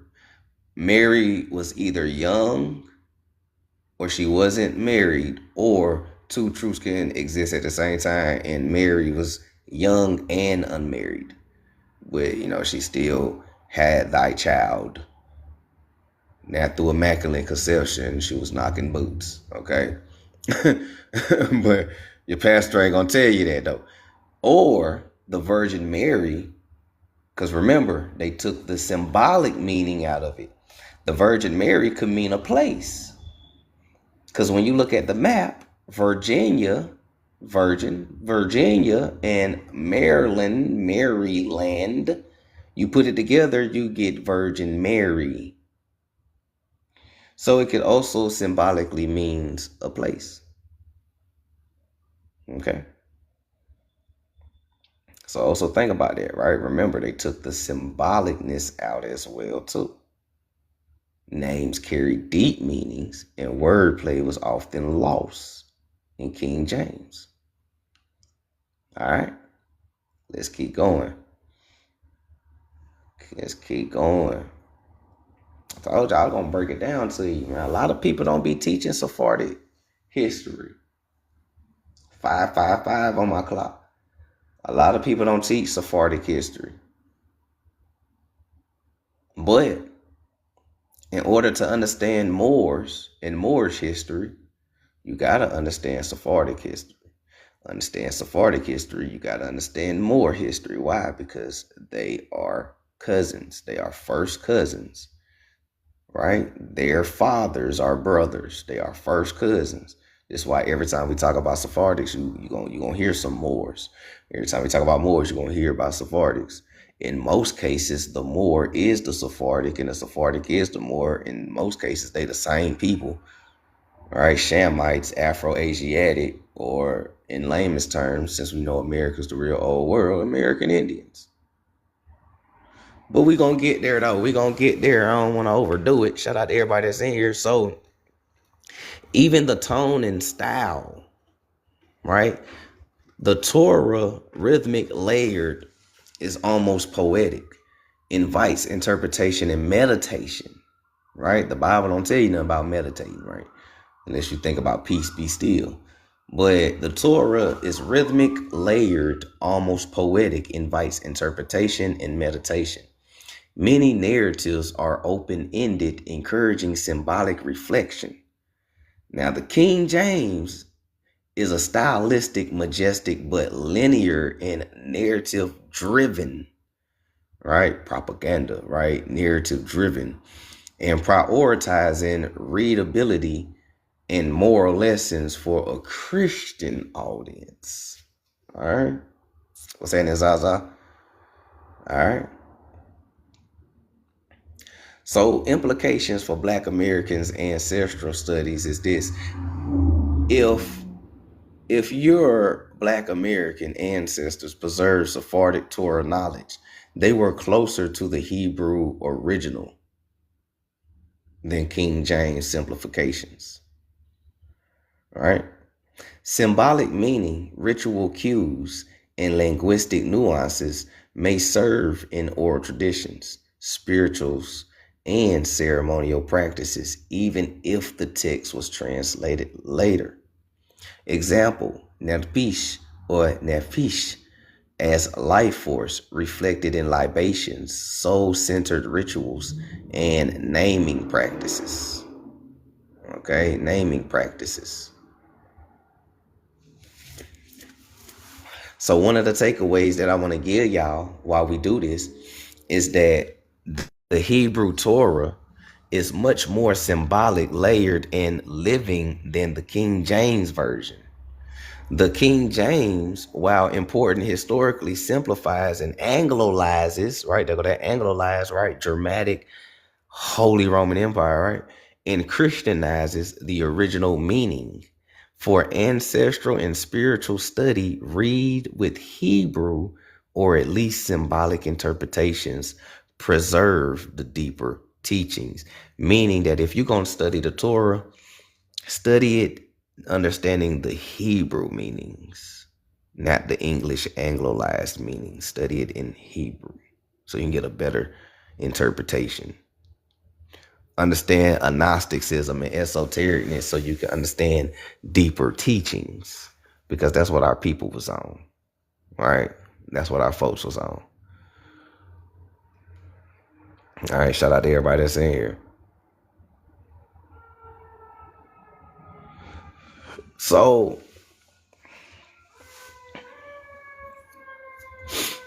how did or why did they take the Torah and give you the Bible?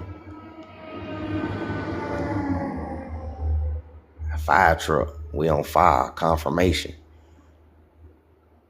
Right? Why did they take the Torah and give you the Bible? Shout out to everybody that's in here. Appreciate y'all for tuning in. Hope y'all enjoying the live. Hope you understanding the live. Hope it's all good.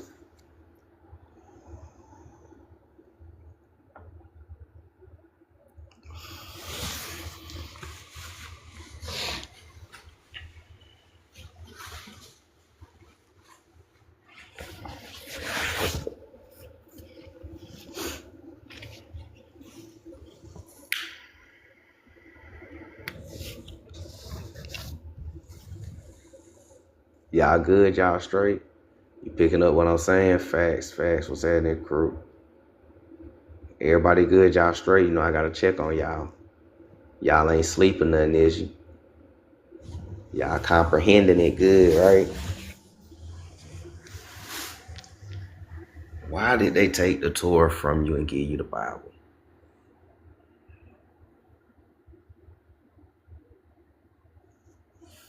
Why did they take the Torah from you and give you the Bible? Well, we got to talk about Sephardics in the Americas. All right, let's talk about Sephardics in America. Many Sephardic Jews were forced into exile or crypto-Judaism or hidden Judaism during and after the Spanish Inquisition, late 15th century. Some were prisoners of war. We always talk about we ain't slaves, we're prisoners of war, right? All right. Some were prisoners of war from the Iberian conflicts, right? Remember, the Sephardics and Moors was fighting side by side against the Catholics and the Christians in the Holy Roman Empire, right? Small hats wasn't small hats. They was Chazars then, all right? And some other people, you know, a little bit of Turks, a little bit of Slavs in there and shit. The tribe of Japhet, for those who understand Gog and Magog, start bringing their ass over, right? So some were prisoners of war from the Iberian conflicts, right? The exile. Some were enslaved or indentured in the colonies, right? Crypto youths hiding their practice while outwardly conforming to Catholic or Protestant rule, right? Pretending to be Catholics and Christians, but still doing a practice undercover, right? Enslaved in the colonies. And remember, these Sephardics was dark-skinned people. Remember what we learned about so-called the word Africa. So yes, these would be the so-called Africans in the slave trade. Because remember, in colonial times, Africans were people who were living in the province of Africa, which is a Roman territory, which consists of Mauritania, Algiers, Tripoli, right? Iberian, South France, Sicily, Corsica, etc., etc. So if I'm grabbing so-called African slaves, right, Tunis and all that, right? So if I'm grabbing so-called African slaves in the 15th and 16th century, I'm not grabbing a random motherfucker from Nigeria. I'm grabbing the people that we are exiling already. And since we're getting them from the province of Africa, we're going to call them Africans. African, Africa. Right? P gang. All right. So don't get confused by that word Africa. That's why I say colonial so-called Africa is not the same as modern Africa. They wasn't grabbing random Nigerians and Gambinans and shit. They was grabbing specific people because there was an exile going on. All right. Berbers and all that, facts. So the colonial religious strategy, why did they take the Torah from you and give you the Bible? Colonial religious strategy. European colonizers were obsessed with erasing alternative religious and cultural knowledge. Who is the European colonizers? The Christians and the Catholics. They was obsessed with erasing alternative religions and cultural knowledge. What is alternative religious cultural knowledge? Serpent wisdom, Sophia knowledge, Gnostics, Gnosis, esoteric, Kundalini energy, as above, so below, as within, so without. They banned you from doing your shit while doing your shit. Crazy how that work, huh? Let's keep going. So Sephardic youths with Torah knowledge were threatened because their teachings included literacy, law, moral autonomy, and spiritual sovereignty. The Torah knowledge. The Torah's teaching is about literacy, law, moral autonomy, and spiritual sovereignty. That sounds like the total opposite of religion, especially the religion that they try to force you to do, right? That's the total opposite. All right? That's the total opposite. So the solution was to replace the Torah with the Bible, King James Version, or the Catholic Bible to be specific. Christianized narratives, simplified theology, moralized the linearized stories. So the result would be loss of original Hebrew literacy and esoteric Torah knowledge in the Americas. And the mechanism is one, conversion under duress. Crypto youths were forced to adopt Christianity outwardly. Torah scrolls were confiscated and or hidden. The Christian Bible as a replacement. The colonizers provided a Bible in English, Spanish, or Portuguese. Biblical text was translated, edited, and anointed to fit colonial Christian teaching. Why did they take the Torah from you and give you the Bible? Why they? Well, what was our spiritual practice before they gave us Christianity? I'm telling you what it is. If you want to give it a name, just call it a Gnosticism. Esoteric. If you want to be specific, you could say the Torah, you could say serpent wisdom, you could say Kundalini energy, you know what I'm saying? Hoodoo, voodoo, Santeria, Obadiah, you know, we call it many things.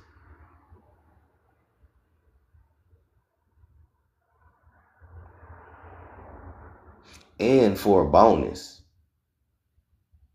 a lot of Sephardics were unalived during the Salem witch trials because they didn't convert to Christianity or Catholicism and they kept true to their knowledge.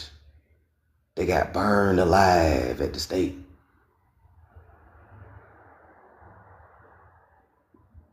So when you think about the so-called witch trials and shit like that, who was they really unaliving?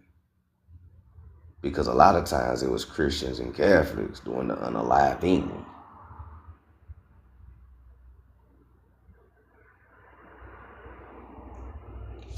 All right. Oh, I ain't done though. We're going to keep it going. Why did they take the Torah from you and give you the Bible? All right. What's happening, Eugene Bay? Peace, peace. Shout out to all my Moorish brothers in here. I see y'all. So, the oral knowledge suppression. Number 3, the Torah traditions or Kabbalistic insight and ritual practices survived only orally or secretly. Over generations, much was, hold on, my bad, let me slide this up. Much was synchronized with indigenous African, dodge the hijack, you know, African, Latino, right? And other spiritual practices forming the foundation for Black American ceremonial knowledge. Ceremonial knowledge. When you went to church and all the old ladies is wearing white gloves and white hats or white head wraps and white dresses and shit. Very Sephardic of you and very Mayan of you. So why do this matter though, right? There's people in the hallways and racist people and all these people who hate when Black Americans come together and we just break down history and understand our shit even deeper, right? And, people, why does this matter, right? I always got a section in my lives, the why do this matter? Because that's a question that I've always been asked. Like every time I drop a gem in real life and shit, I get hit with the sheep. The sheep always be like, well, why do it matter? So I start putting it inside my lives because I know somebody gonna ask it or think it. Why does this matter then? I'm gonna tell you why this matter. Cultural control. Colonizers wanted Black Americans, Sephardic Jews, indigenous people to forget ancestral law, autonomy, and spiritual sovereignty. I can't psychologically enslave you if you still have your spiritual sovereignty, which is connected to your ancestral law and autonomy. Right? Before I enslave you physically, I got to do it spiritually and psychologically. So therefore, I got to take your spirituality from you, then throw the chains on you. Not throw the chains on you and then take your spirituality. That's ass backwards. If you're enslaving people, you got to find a way to take the spirituality from them. And then you can put the chains on their brain. Because if you can control how people view themselves, you can control the person. That's why I tell people, you've been more of a psychological slave than a physical slave. You just became a physical slave, honestly, in my eyes and my research. You just became a physical slave. It took them a long time to do this to you. Real talk, it took them a long time to do this to you. You know how many generations had to go to school for it to come up out of your system finally? Damn near. Now you became a slave, right? This is why your career and your job is called field of work. What is your field of work? Oh, my field of work is an electrician. My field of work is a nurse. My field of work is a warehouse person. My field of work, your field of work. Because you're on the plantation finally. They finally got you enslaved. And we all been born in slavery and don't even know it. A fish that's born in a fishbowl don't know it's in a fishbowl. They think that's its original habitat. But if you take a fish out of the ocean and you put it inside of a fishbowl, it knows that it is contained. So I want the baby fish that's born into slavery. Don't let that go over your head. Don't let that go over your head. So spiritual erasure. Why did they take the Torah from you and give you the Bible? Spiritual erasure. The Torah knowledge equals empowerment. Taking it away made people easier to dominate. Taking it away made people easier to dominate. I just broke that down to you. All right? Syncretic survival. Even under the Bible, many practices survive in spirituals, libations, church rituals, and ceremonial magic. Hoodoo, root work. Why do they demonize hoodoo and root work? Why do they not want you to tap back into your hoodoo and root work? Because that's where the key lies. Our ancestors were smart. Our ancestors was in the time when they were seeing them try to take it. So they had to preserve it and give it to us in some type of way. Okay. But they had to demonize your spiritual practices, though. Okay? And I also want to let y'all know, because y'all already know that the key insight that I'm going to give to y'all is that this wasn't random. This wasn't a random act. Replacing the Torah with the Bible was a deliberate colonization strategy. It was a deliberate colonization strategy, spiritual erasure disguised as civilization, quote unquote. Yet, Black Americans inherited fragments of the Torah's spirituality in symbolic framework, often encoded in ritual, language, ebonics, and oral tradition. You still have it in you, and you still do it every now and then. The next live, I'm going to break down how you still do certain ways of the Torah, and you don't even know it, right? But let's go back to this deliberate colonization. Where did it start from? Let me show y'all something. Where is it at? Here it is. Remember, I was teaching y'all about Code Nayor. Remember, I was teaching y'all about Code Nayor.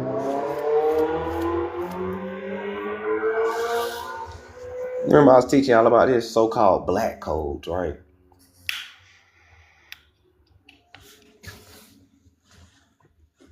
They said that it was deliberately taken during colonization. Black codes. Noir. Well, black codes. You know what I'm saying?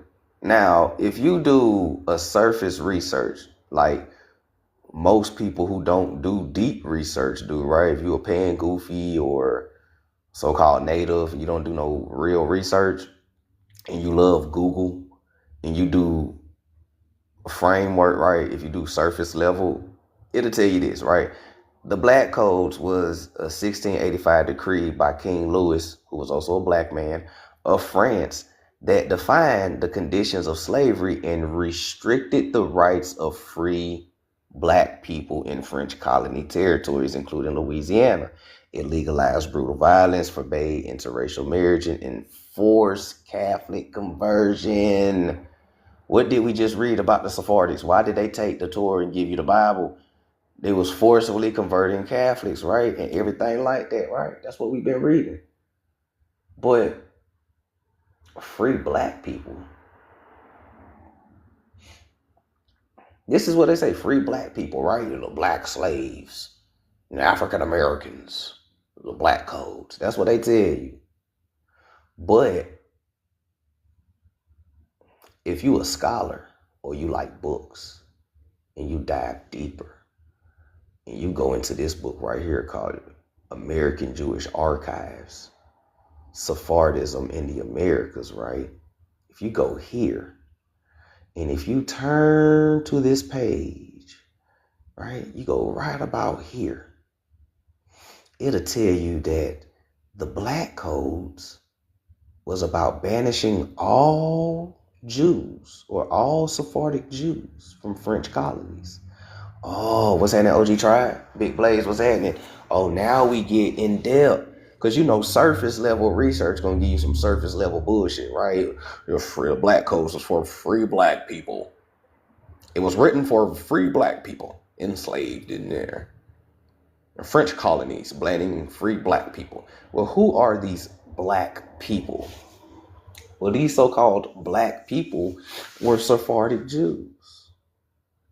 How do I know that these Sephardic Jews were black people? Again, if you like doing research and you like books and you do extensive research, you feel me? Right? Right, if you do extensive research. Okay, check it out. Check this out, right? If you go to this book right here, right, called Jews and Blacks in Early Modern World, right? If you go to this book, right, and you flip to this page, right? Hold on. And you flip to this page right here, right? Hold on. Let me find it. You go here. It literally tells you at the bottom, right? Let me slide this up. It tells you at the bottom that while the majority of the Jews, right, Sephardic Jews, were black. They were black.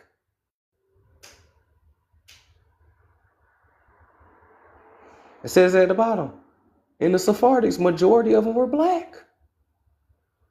Well, that's just one source that says that. That's just one page. You know how those trolls be doing while they be watching. About to throw their laptop across the room and shit. You know, they be mad, right? Oh, here's another one, right? When you flip the page, it tells you again, right? We talking about Sephardic Jews, right? It tell you that these Sephardic populations were also known as New Christians, Conversos, Modernos. Excuse me. My bad. My bad. It said that these Sephardic Jew populations, not only were they black, they were also known as New Christians, Conversos, Modernos, right? Remember I told you some of these Sephardics are Moors, and some of these Moors are Sephardics, right? You know what I mean? The Modernos, or crypto Jews, hidden Jews, right? Right?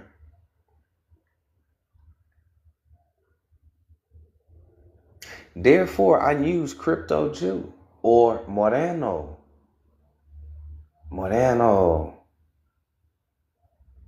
Right? Moreno. That's crazy. Makes you want to go back and apologize to the Dominicans, right? Some of y'all need to go and apologize to the Dominicans. Why? Because y'all was on their heads.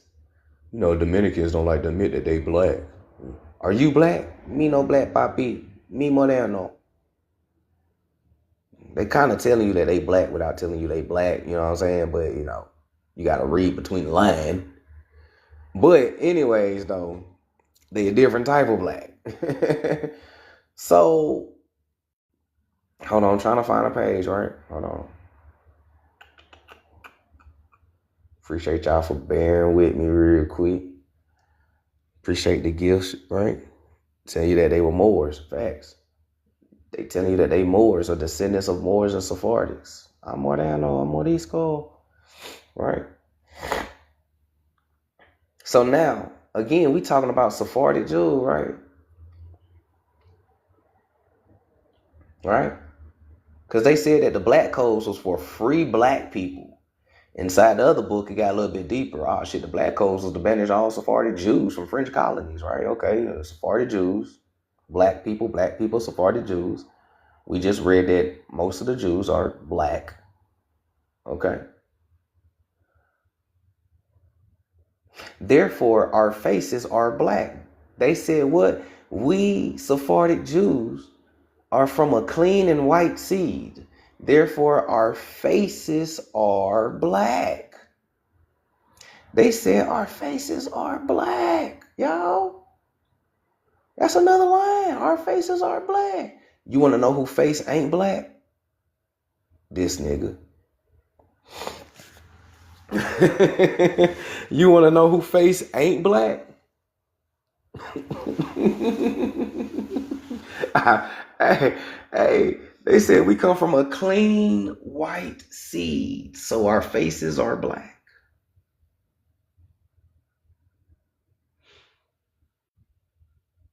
And when they said white seed, they just mean white as in pure.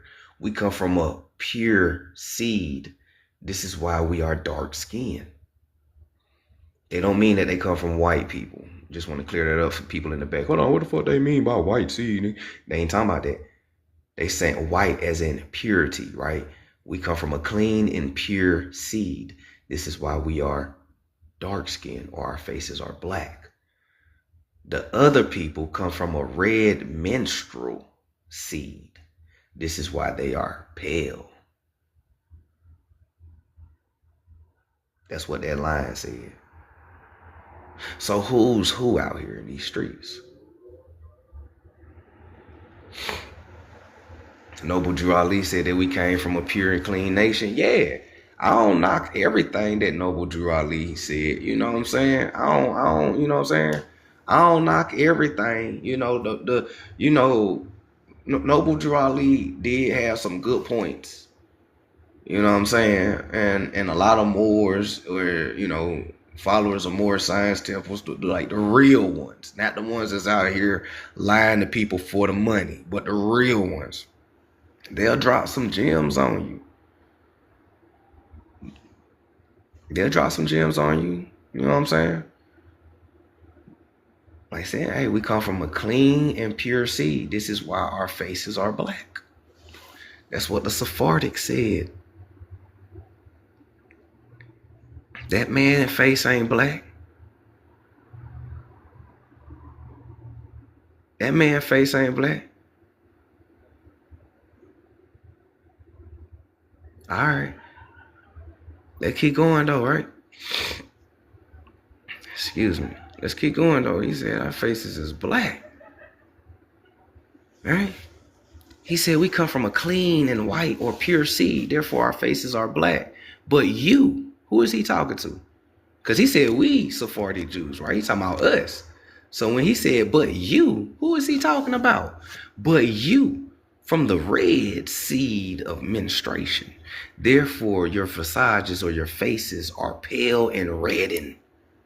It may well be that this quote unquote charge that Christians saw Jews as black and ugly was invented. This is the day where Christians saw Sephardics as black and ugly was created.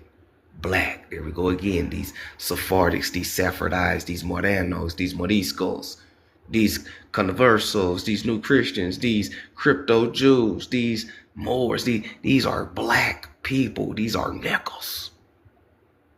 Let's drop down because they go and start describing one of the chief rulers of the Sephardic Jews. In 1662, describing the chief ruler, probably the president of the Pirsum, as, quote, a very rich merchant, a big, black, fierce, and stern man, unquote. They describe this chief ruler, Sephardic, as big, black, fierce. Now, if I'm describing somebody to you, and I tell you that he is a rich merchant, he is big, black, fierce, and stern, are you going to think of a white man? It's 64 people in here. Put your answer in the comments for me. If I describe a person as big and black and fierce, are you going to think of a white man? Are you going to think of this right here? If I tell you that this was if he was big and black and fierce, are you going to think about this right here? I'm just keeping it real.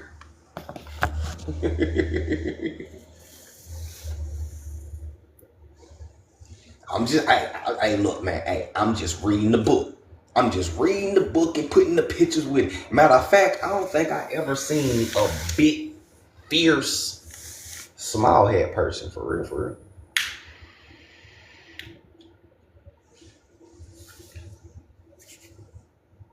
He got on a black hat, though. Hey, look. That's why that changed the meaning of dark and handsome. What's happening, Monet? Peace. I don't know if I spoke to you. What's happening, y'all? Appreciate the likes, appreciate the love, appreciate the gifts, y'all. Y'all the real MVPs. Y'all already know how we get down. I appreciate y'all for rocking out with me. Hope y'all enjoying the live. Lots of laughs, lots of gems. Right, Lily? Frail and pale. You hear me? So my thing is this. All of these descriptions that I'm telling you is in the 16 and 1700s and everything, right? What happened to these people, dog? Because people don't just disappear, right? Let's put the background up here so I can dialogue real quick, right? What happened to them? People don't just disappear, right? They say that the Sephardic Jews, who we know are black people, right? They came to the Americas and then they just disappeared. And the fuck happened to them? They don't teach nobody no history of this shit, no none of that. Like, what happened to them? They just came here and disappeared, G? Benjamin Franklin seen them come over here. He was talking about it. But for some reason, in mainstream history and McGraw-Hill books and shit that they teach us and indoctrinate us with, default disappeared. So did the Moors and the copper color Indian. Shit, matter of fact, all dark-skinned people in history disappeared. The goddamn Egyptians that they showed us was white. Don't let me talk about the Prince of Egypt movie. Come on, bro, stop playing with me. Passion of Christ had a white man carrying a cross and shit. Shout out to Mel Gibson, nigga. Because that was blasphemy. Because that was blasphemy at its finest, nigga. Hold on, somebody asked a question. Let me go up. So where do the Hebrew Israelites come up in history? Are they the same? The Hebrew Israelites, are you talking about the camps or are you talking about like the biblical Hebrew Israelites 216? Because biblically, the Hebrew Israelites and the Sephardics are the same people. For the most part. The Sephardic Jews were the Israelites in Jerusalem that got enslaved and kicked out by the Romans or the Catholics and Christians. So they're the same people. Now, if you're talking about the Power Rangers in the purple suits that be screaming at people on the corners and shit, I don't, you know, they might ancestral genealogically have Sephardic in their ancestors, but their actions is the wrong way, to be honest. To be honest. And honestly, the Moors and the Jews are actually supposed to be teaching the people together. That's how it always been. But for some reason, there's a little divide between them. You know what I'm saying? But that's because of lack of knowledge and history on both ends for certain people. But the so-called, the Moors and the Sephardics supposed to be out here enlightening, reaching people, creating organizations for the youth and all this other shit. Now, if you want to talk about so-called gangs or organizations is what I like to talk about. Our people did that. If you pay attention to GD or Folk Nation, right? 6 Point Star, Star David, they use the word chief, etc., right? Very Sephardic in nature, okay? Especially the symbols that they use. If you pay attention to Black Peace Stone Nations, Vice Lords, you know what I'm saying? It's very Moorish because they have more symbols that they use, and most members of Vice Lord and Black Peace Stones are Muslim, which is one of the requirements. Actually, I don't know if it's still a requirement now, but and et cetera, and they use the word chief as well too, you know what I'm saying? So our organization was always a reflection of our ancestry. That's the reason why they demonized that as well too, called it gangs, infiltrated, and turned it into what it is today.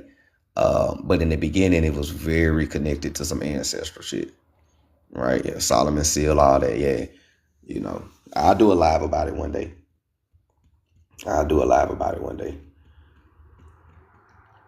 All right, let's see where we at.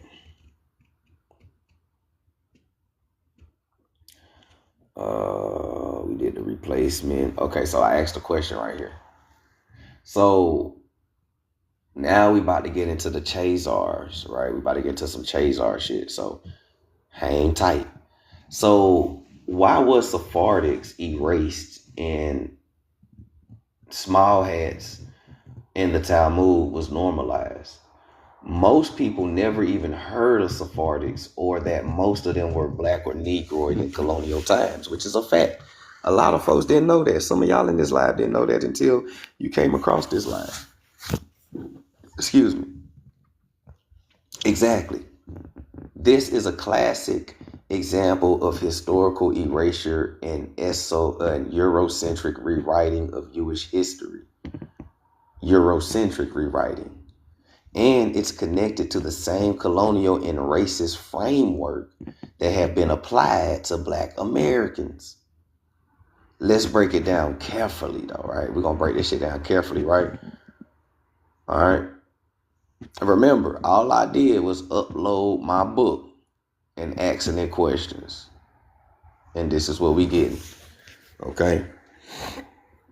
For those who don't, for those whose first time ever seeing me do this, I upload books, sources to break the algorithm on ChatGPT. Once I break it, then I can ask it questions like this. Because if y'all go to y'all ChatGPT and be like, hey, Sephardic Jews are black or Negroes, George, your ChatGPT probably gonna be like, hold on, just carefully direct him. You gotta break it. You gotta drop sources, change the algorithm, and then ask questions. You gotta reprogram it. It's possible. Okay. So Sephardics and little hats, right? Hey, I appreciate that more. Appreciate it. So first we got to learn the difference between Sephardics and small hats, okay? Because a lot of people don't know and a lot of people confuse them and they think they're the same people. So Sephardics, Sephardites, are from the Iberian Peninsula, Spain, Portugal, mainly, and parts of North Africa. Many were dark-skinned or Negroid by appearance due to Moorish and North African ancestry, right? Because Sephardics and Moors, one and the same, all right? They practiced Torah, based mysticism, right?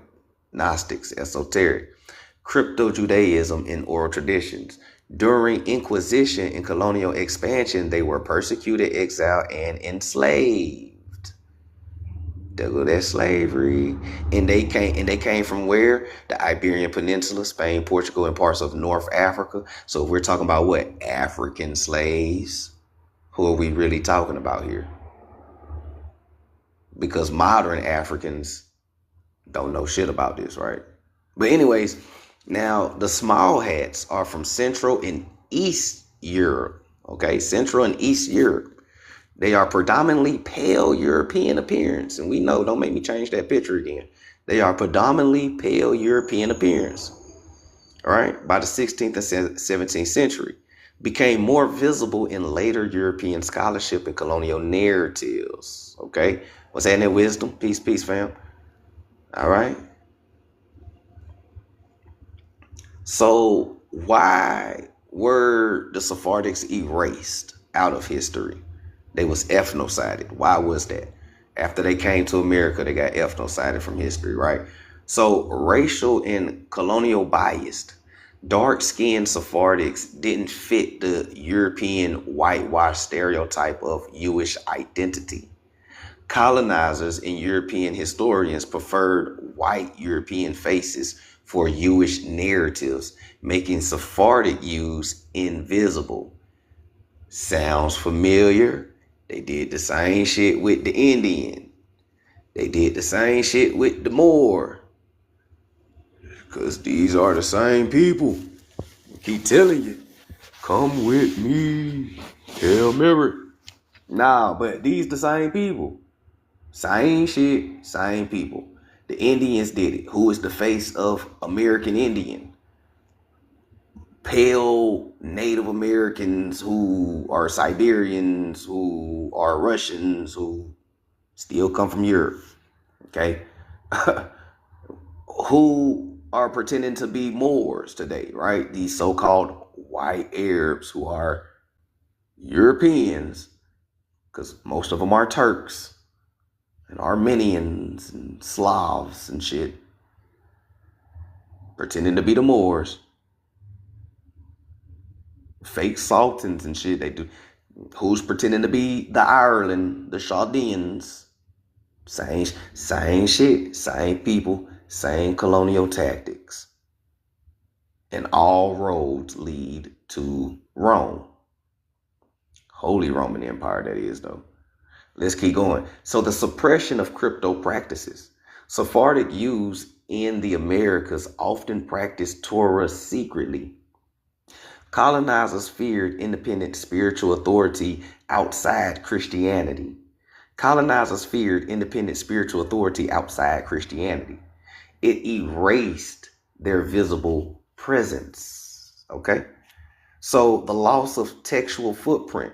Sephardic Torah manuscripts were often destroyed or hidden. Destroyed. What happened to our libraries, y'all? What happened to our libraries? What happened to our colored wall streets? What happened to our so-called black towns like Oscarville, Georgia? What was in these towns? Libraries. What is destroyed? Books. What about our churches, right? Them so-called black churches that they was destroying. What if they was destroying our so-called synagogues? The real synagogues, right? The black churches, right? For some reason, they always went after our churches, didn't they? The churches had what? Scrolls, genealogical records, right? Peak game, peak game, peak game. When they said black massacre, they wasn't talking about just Indians, y'all. When they was talking about black massacres, they wasn't just talking about Indians. Indians, Sephardics, Moors, we all got it. Because we all was living together. We all was building together. We all are the same people. We all got it.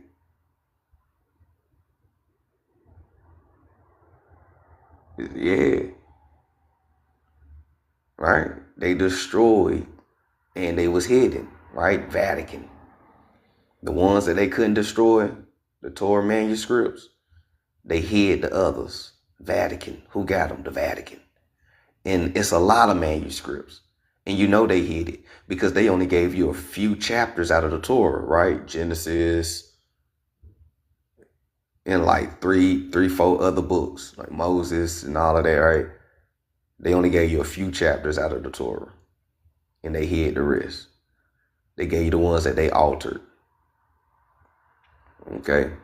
So now, the small hats, right? The small hat texts were printed widely, right? After they destroyed and hidden the Torah manuscripts, the small hats or the Talmud were printed widely, easier to preserve, studied in Europe, and became the quote unquote standard in colonial and modern times.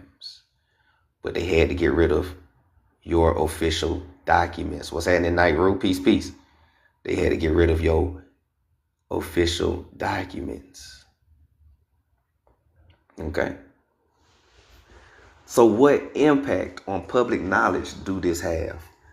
What is the impact? So today, most people are taught that Jews are Ashkenaz or white because European historians control the narrative. Small hat scholarship dominated Western education and religious institutions. Who controls your education and religious institutions? Small hats. We already know that. Sephardic Jews were dispersed, enslaved, and or marginalized, making their contributions invisible. Sounds familiar? Okay. Most people never heard that Sephardic Jews were often black or Negroid because mainstream history focused on European-centered perspectives, whitewashed visual representations, paintings, textbooks, McGraw-Hill book, and erased Sephardic contributions in ritual and mysticism. That's the impact that it has on public knowledge. Okay. Now, what is the connection to Black Americans? Wait, Nazis are melanated too. The little hats are all Chazars. There's black Chazars out here. There are black Chazars. You know what I'm saying? Just because people are dark skinned, that don't mean that they one of us. Remember, there's niggas that hate niggas. And they teach their kids and their mutations to hate niggas too. You see what I'm saying? So, what connection do this have to Black Americans? So what's happening today? So Black Americans with Sephardic or Moorish ancestry carry the legacy of these erased communities, rituals, spiritual patterns, and ceremonial symbols, oral traditions that survive despite forced Christianization, cultural memory linking us to ancestral Torah knowledge and Gnostic-like mystical practices. The key insight that I want y'all to take from this part of the live is the erasure of Sephardics was both racial. If the erasure was racial, what was their race? And political.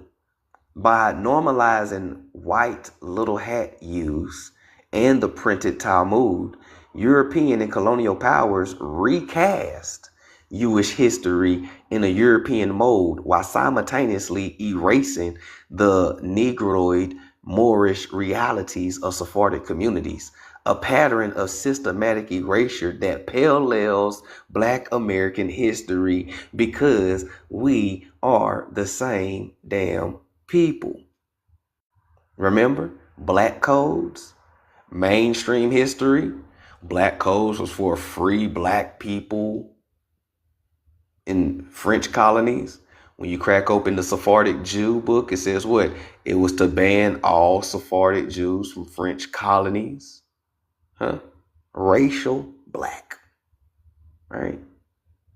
Nation, Sepherdic. Same people.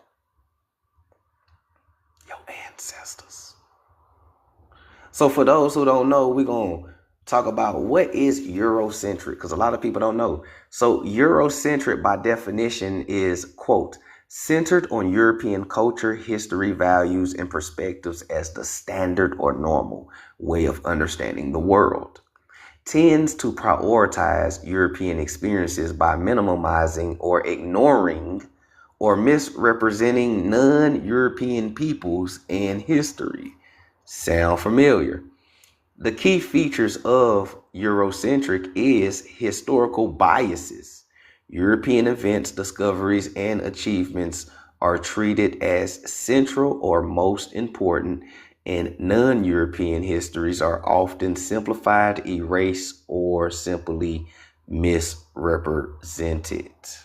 Okay? Misrepresented. Second is a cultural biases. European languages, religion, arts, and philosophies are seen as superior. Indigenous, Latino, or so-called African and other non-European practices are often labeled primitive and less developed. Knowledge control. Academics, textbooks, and institutions often frame history, science, and literature from a European perspective, ignoring other ways of knowing. For an example, telling Black Americans history only in terms of so-called African slaves and deliberately ignoring Sephardic, Moorish, and indigenous connections is Eurocentric. Portraying Jews as only little hats in white while erasing Black Sephardic use is Eurocentric. Okay? For those who don't know, I had to give you some definitions. So in short, right? In short, Eurocentrism is a worldview that makes Europe and white European experiences the default, often erasing or distorting the histories and knowledge of other people.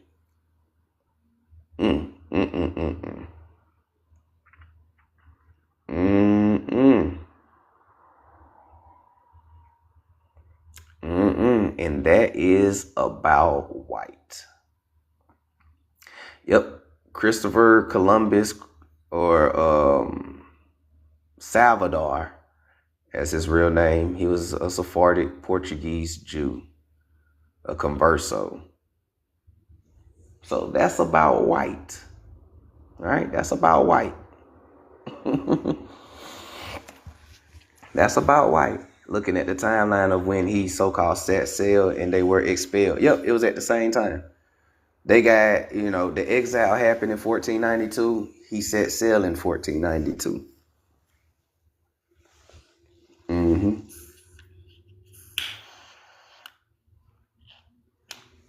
Same timeline.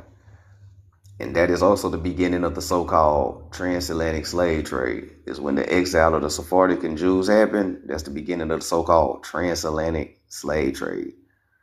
All right. It's all the same thing. It's all connected. But, they twist and confuse everything.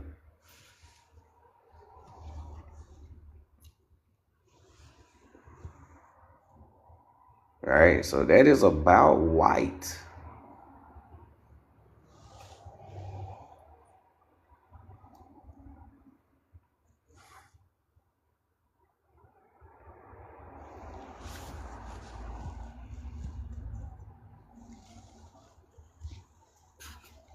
I'm just being real. This is a troll from my Facebook page. I told him I was going to put his ass up on my background.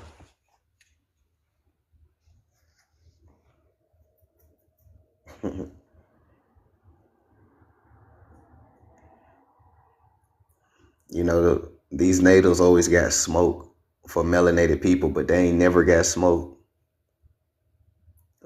for these white folks at the bottom pretending to be Indians. They ain't never got no smoke. You said your image looks like a native, not a European. Shit. They all European. They all European.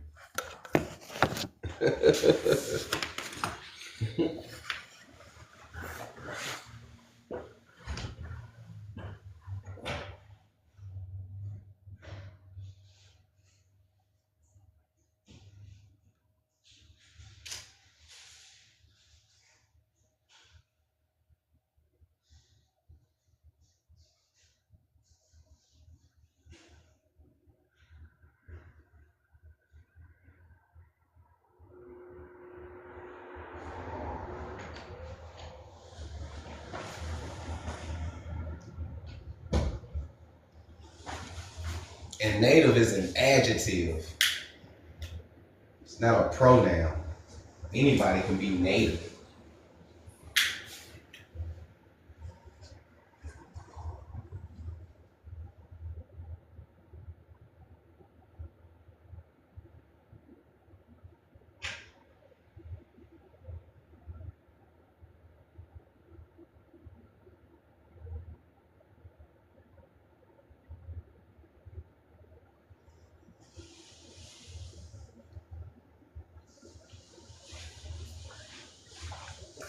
All right.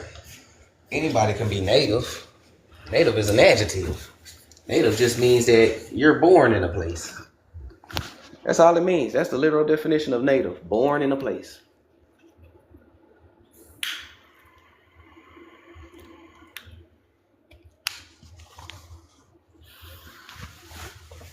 Excuse me. You said you've given us a native or Mexican. You must be a white person or a troll. Because you said us. I doubt that you're a Black American, so I don't know who us is.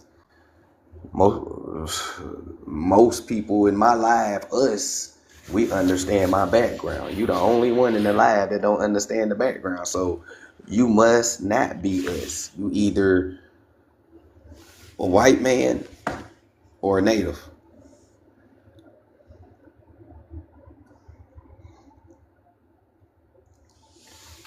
So, and that man said not European at all. What is a European? See, this was the whole point of the live, right? What is a European? Because what do Europeans look like? They look various ways. But anyways, though, I ain't really trying to conversate with no troll. But anyways, though, it keep going, though. I think I got a few more pages for everybody. So we bust down the Torah. And we're going to talk more about the Torah, of course, when we get back into Gnosticism. You know what I'm saying? We're going to bust it all the way down now, since we know that the literal meaning of the Torah, To-Rah, is to instruct, guide, teach, right? Now we understand that to, pointing, instruction, Ra, sun, illumination, divine spark, To-Rah, direction that illuminates, the inner realization, right? So we're going to dive more into that agnostically, okay? Let's see, what else do I got? I think that might have been it.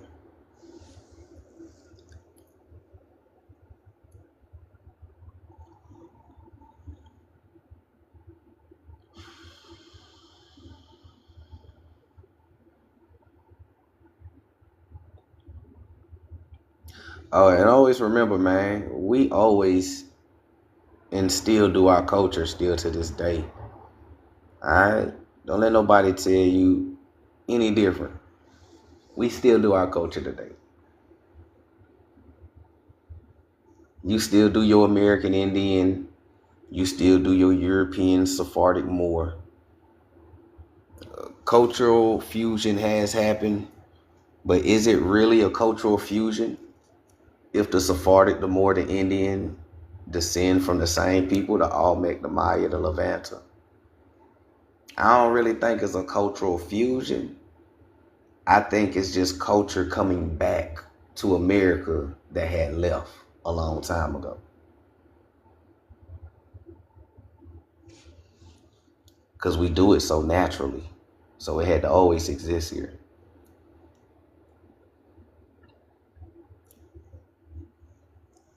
Especially when you break down the spirituality of it.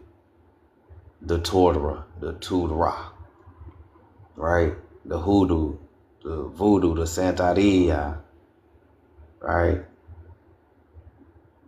The agnosticism, the esoteric, the kundalini, the serpent wisdom, right? The book of the dead, the book of the living. Come on, man, peak game. The Old Testament is the Torah. The Torah is about America. What's another reason why they took the Torah from you and gave you the Bible? Because if you understand that the Old Testament comes from the Torah, then you understand that the Old Testament and the Torah was written about or in America. The Old Testament, they told him to go get some gopher wood. Shit, that's only in America. Florida, Georgia, Savannah, right? Inside the Old Testament, the Hebrew Israelites asked God, is it okay for them to eat quail while they was journeying in the wilderness? Quail is indigenous to America in the South. What's that in or?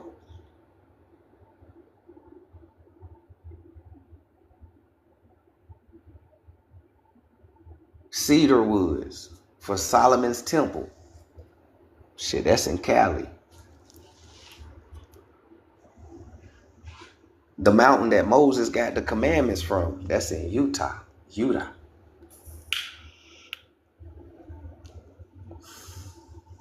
In the Old Testament, they was talking about all these giants.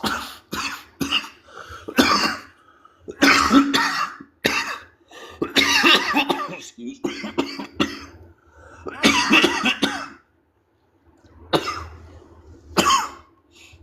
In the Old Testament, they was talking about all these giants. Well, America had the most giants out of all land masses. Real shit. We got the most giants. Giant mummies and skeletons that was found here. The land of giants. Cedarwood. Gopherwood. Quail. The mountains. Mississippi River, the Nile. Ancient Egypt is in America. That means that the Hebrews had to also be in America.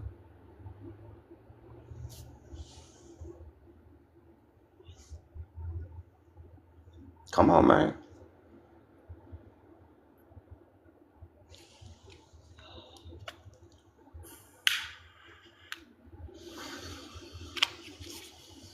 Just being real. cultural fusion? Or is it just cultural reconnection? That is the question. I know I had some more to read to y'all. Are y'all want me to keep going? Because I had a couple more pages to read to y'all of the Atlantic Journal. Are y'all good? Y'all want to end the live right there and pick back up tomorrow? Or y'all want to keep going for a little second?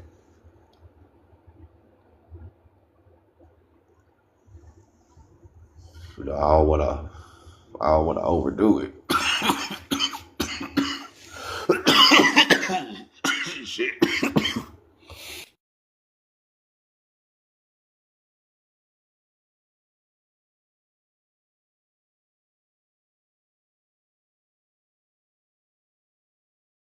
Cool. Said keep going. I got y'all. I'm just making sure I want to check in with y'all. You know what I'm saying? I don't want to overdo it or nothing like that. I don't want to overload y'all brain or nothing like that. But yeah, keep going though. So check this out. Check this out inside this book. See, I never read this page to y'all right here. Hold on, let me find it. I never read this to y'all. Where it's at? That's the tribes. Oh, let me find the page.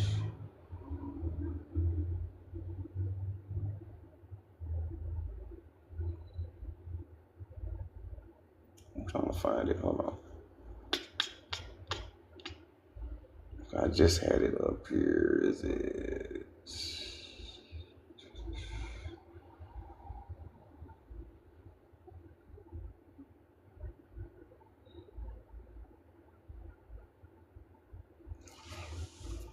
I don't know.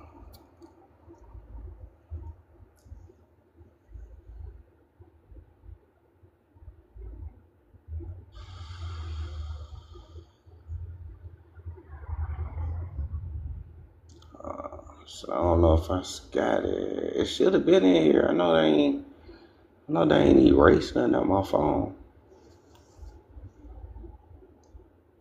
It's talking about the Atlantides and shit. Hold on. Oh, that ain't it.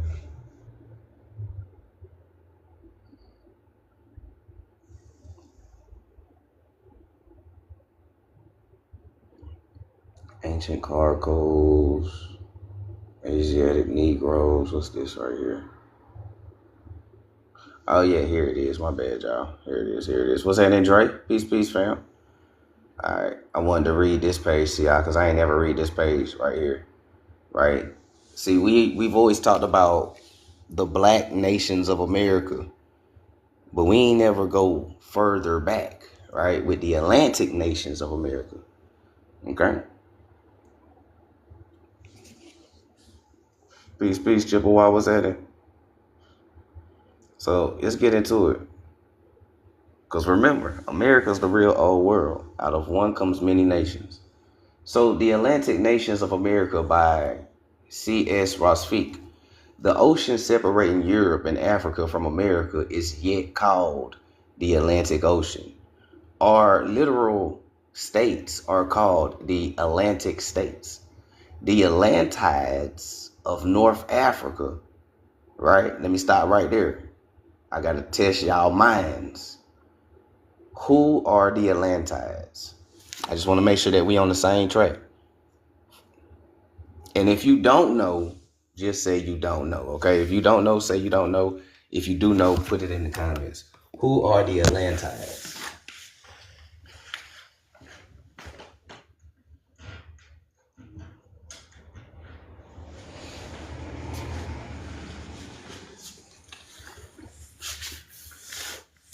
It said, who are the Atlantides? Somebody said, I don't know. Who that, Bryce? Bryce said, I don't know. HMW said, Black Americans. Big C said, I don't know.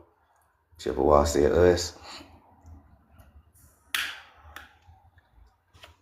Dre Chosen one said, I don't know. Honestly, GM said, us. All right. For those who saying that they don't know, look in the comments at those who saying us. Because the Atlantides are the Atlanteans, who are the Americans, who are the Algonquins. Follow me. Atlantis is America. It never sunk. Plato never said it sunk. Plato said, if you're standing upright in the Americas, then you're standing in Atlantis. Okay? So Atlantis have always been known as America. America have always been known as Atlantis. So when you're talking about Atlanteans or Atlantides, you're talking about Americans, American Indians. So when they talking about the Atlantides of North Africa, they're talking about American Indians who left America and are now in North Africa. You know them as the Berbers, Mauritanians, Sephardics, right? We just got done reading about Sephardics in North Africa. Right? We just got done reading about Sephardics in North Africa, Moors in North Africa, right? The Atlantides of North Africa, who gave their name to the Atlas Mountains, and whose descendants exist there as yet under the names of the Tuareg, Berbers, the Shelu, and Shawa, and etc., were one of the primitive nations of both continents. They were one of the primitive nations of both continents. They came to America soon after the flood, the Great Deluge, right?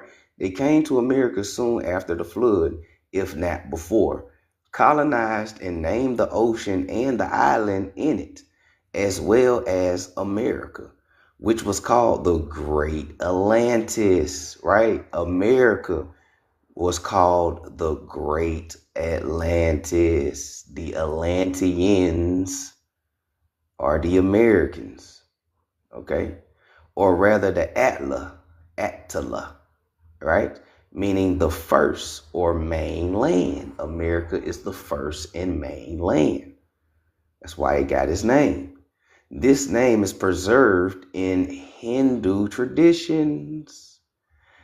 The Atlantides were not the only primitive colonists of America, but they were the most conspicuous and civilized. Their true name was Attalans. They may have been the founders of Atolum, which is a American Indian tribe in Mexico, and many other ancient cities. Their descendants exist to this day in America. What? Their descendants exist to this day in America? I wonder who their descendants are. Listen closely. Under the names of Talas or Taraska, kind of sound like Teska, all right. Taraska, Talas, right? Atlas, Matalans, right? Remember we read about the Matalans, right? The Otalis, or the Seleku, or you know them as Cherokees. The Sulakis, you know them as the Cherokees. The Cherokees are one of the descendants of the North African Atlantides. Okay? All right. And the Talahucas, kind of sound like Tallahassee. The Chantalas, they are Mayans. If you know about the Chantal Mayans, the Chantalas, they're Mayans. Mayans in Africa. That wouldn't be far-fetched. The other day I read to y'all Mayans in Rome. North Africa ain't that far from Rome. So if there's Mayans in Rome, there's Mayans in North Africa. And they said that the descendants exist to this day in America. Let's keep going. And the Sendalas and etc. from Carolina to the Guatemalas. Listen to what they said. They said from the Carolinas to the Guatemalans. From the Carolinas to the Guatemalans.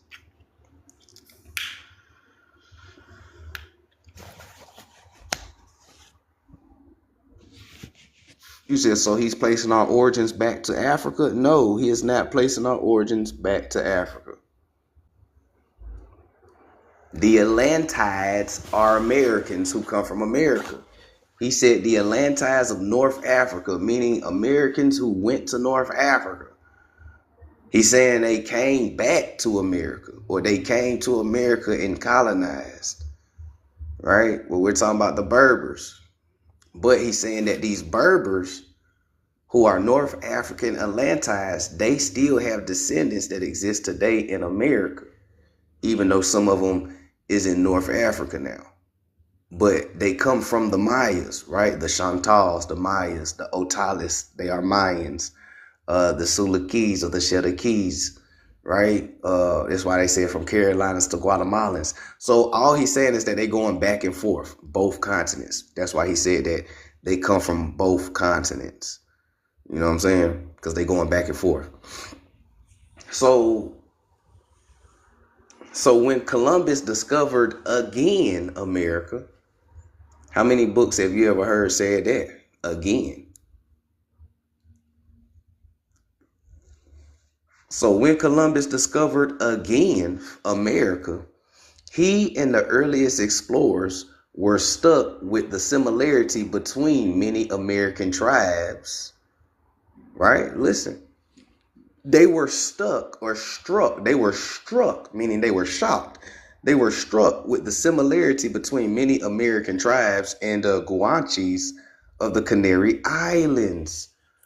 If y'all remember my series about Moors and Berbers, you would know that who's in the Canary Islands? The Berbers, the Mauritanians, and some Sephardics. That's who's in the Canary Islands. So, of course, the similarity is going to be there, right? America, the real old world. Atlantides, right?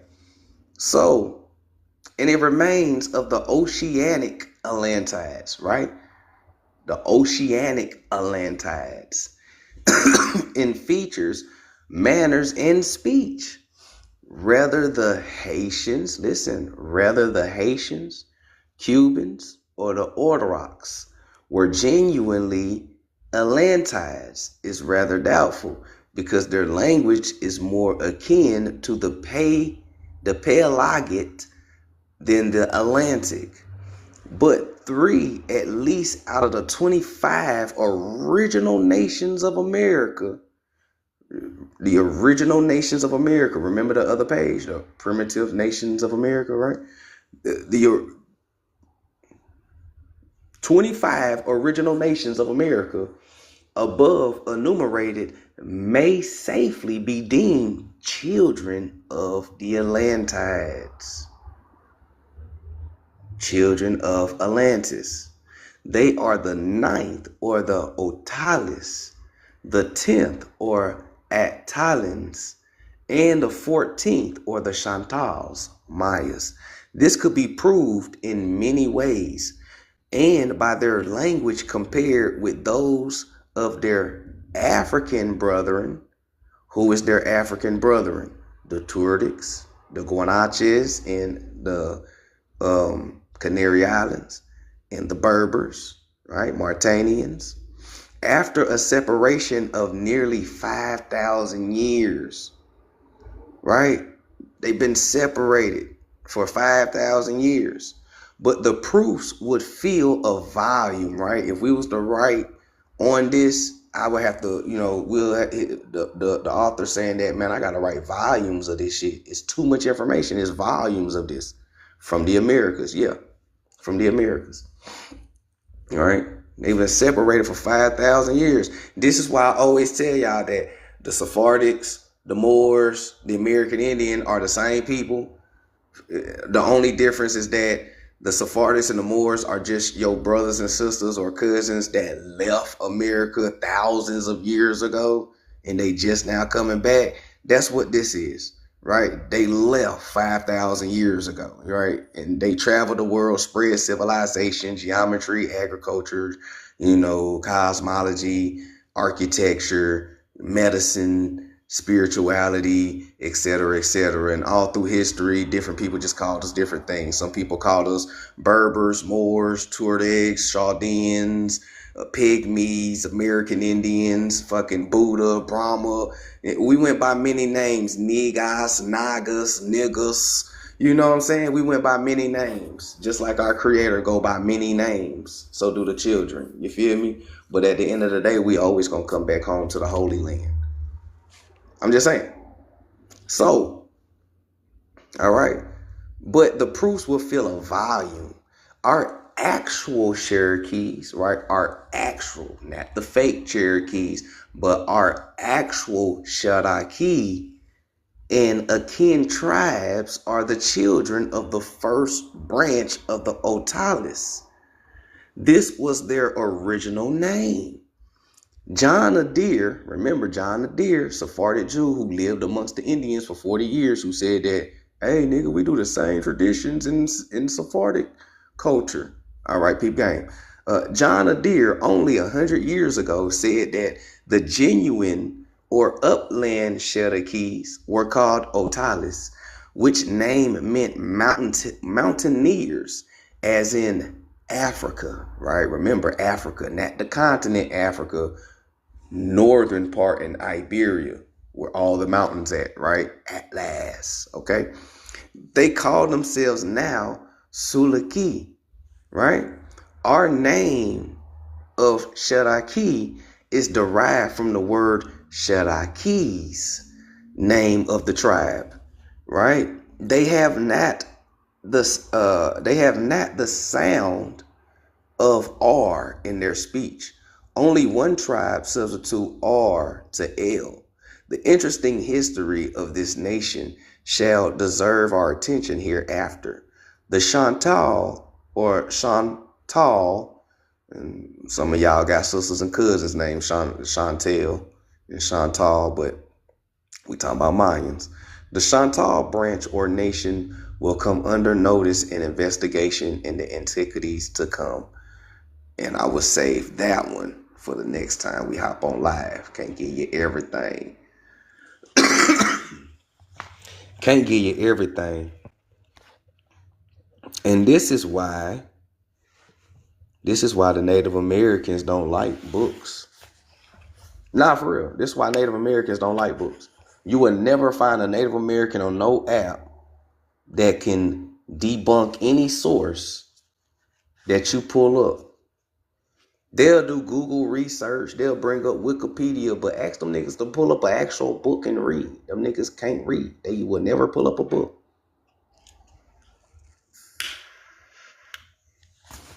They'll talk shit about you. They'll steal your information and put their face on it. Real colonizer life. Nah, real talk. Like Dre Chosen one always say, Mr. Ponytail Man, right? Joya do that shit all day. Joya will watch our lives from the hallway, hop on live, regurgitate the same shit he heard us say, but put their face on it. And never show no source or no book. He don't even know where, a lot of that shit that he be saying, he don't even know where the book come from. For real, he don't even know where the book come from in most cases. And I troll him on that.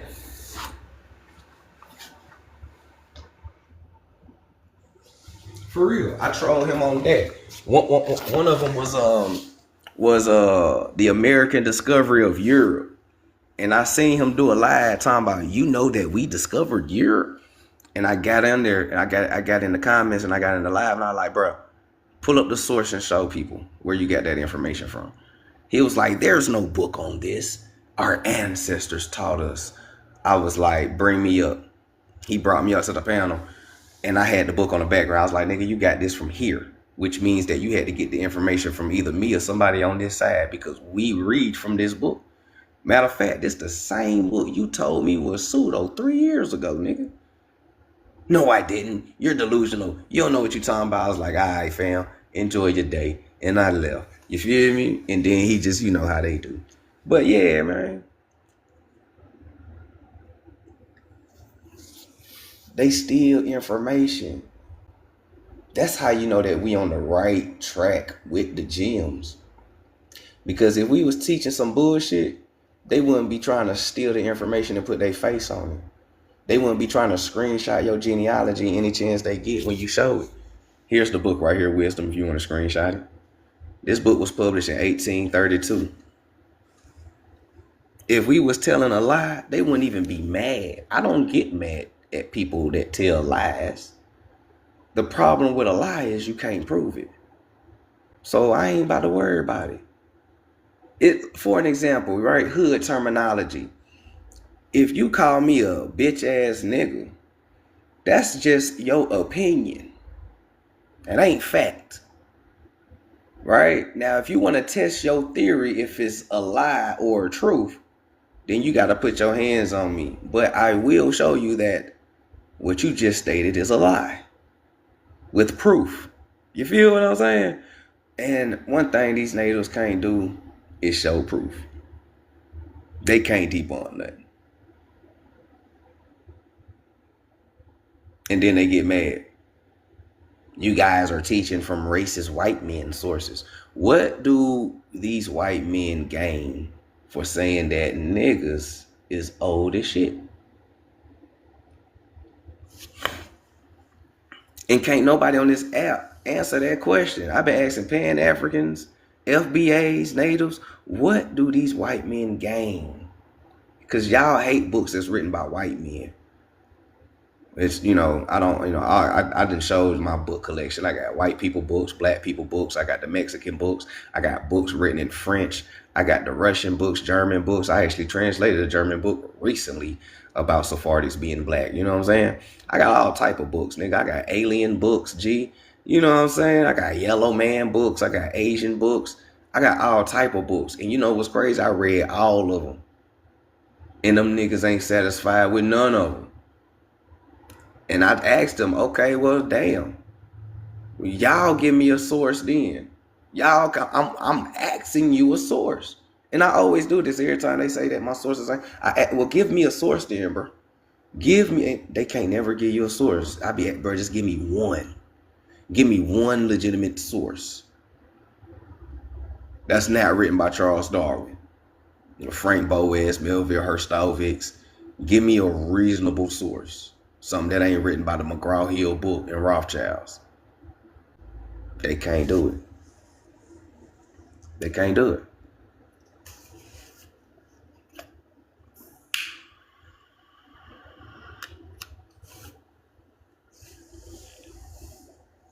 You can't debunk it, man. Ain't nothing African about us. Unless you talk about Sephardic and more.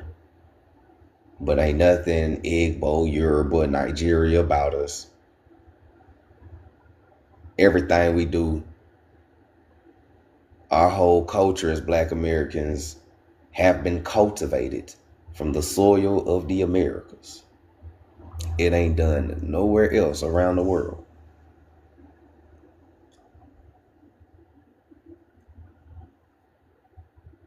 Was that in Mad Airwalk?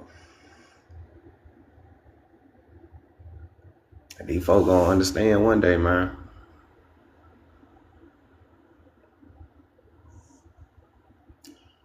Appreciate it. Appreciate y'all. Appreciate y'all for the likes, the love, the gifts, man. You see, I wanted to read that. We're gonna touch more on today because there's a lot of pages in this book that we haven't touched on. That we're gonna go back into the anaclipses because there's a lot of pages in the anaclipses that I haven't read to y'all. We're gonna pull out Words of Jehovah, you know what I'm saying, which talks about Christians being Serapis worshipers. We're gonna break that out. We're gonna break down the Torah even more. Look, man, I'm telling y'all, this whole year, 365 days, I'm hitting y'all with some new information, deeper gems, amazing connections, visuals, books, and sources, and everything. It's time to put it all together, and that's what we doing. So shout out to all the new people. If you're new to my page and you haven't followed the page, hit that follow button so you'll be notified every time I go live. If you enjoyed this live, you know what I'm saying? He said, man, that is a thick book, man. That Anaclipsis book thick, and there's like 5 volumes of it. I only got 2 volumes, but it's like 5 volumes of the Anaclipsis book. But even inside that book, the Jews is black. Hebrews and Israelites.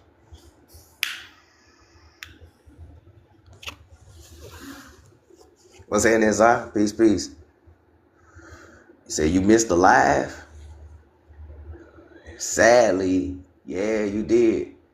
You missed 4 hours worth. You missed 4 hours worth, but I'll post it on my YouTube if you want to recap it. But yeah, the Woodworth and the Athabascans working together. Yeah, facts. A lot of different nations have a confederation built against us. You said, what's my YouTube? Signs are for the conscious mind. Signs are for the conscious mind. What's that, man? Right?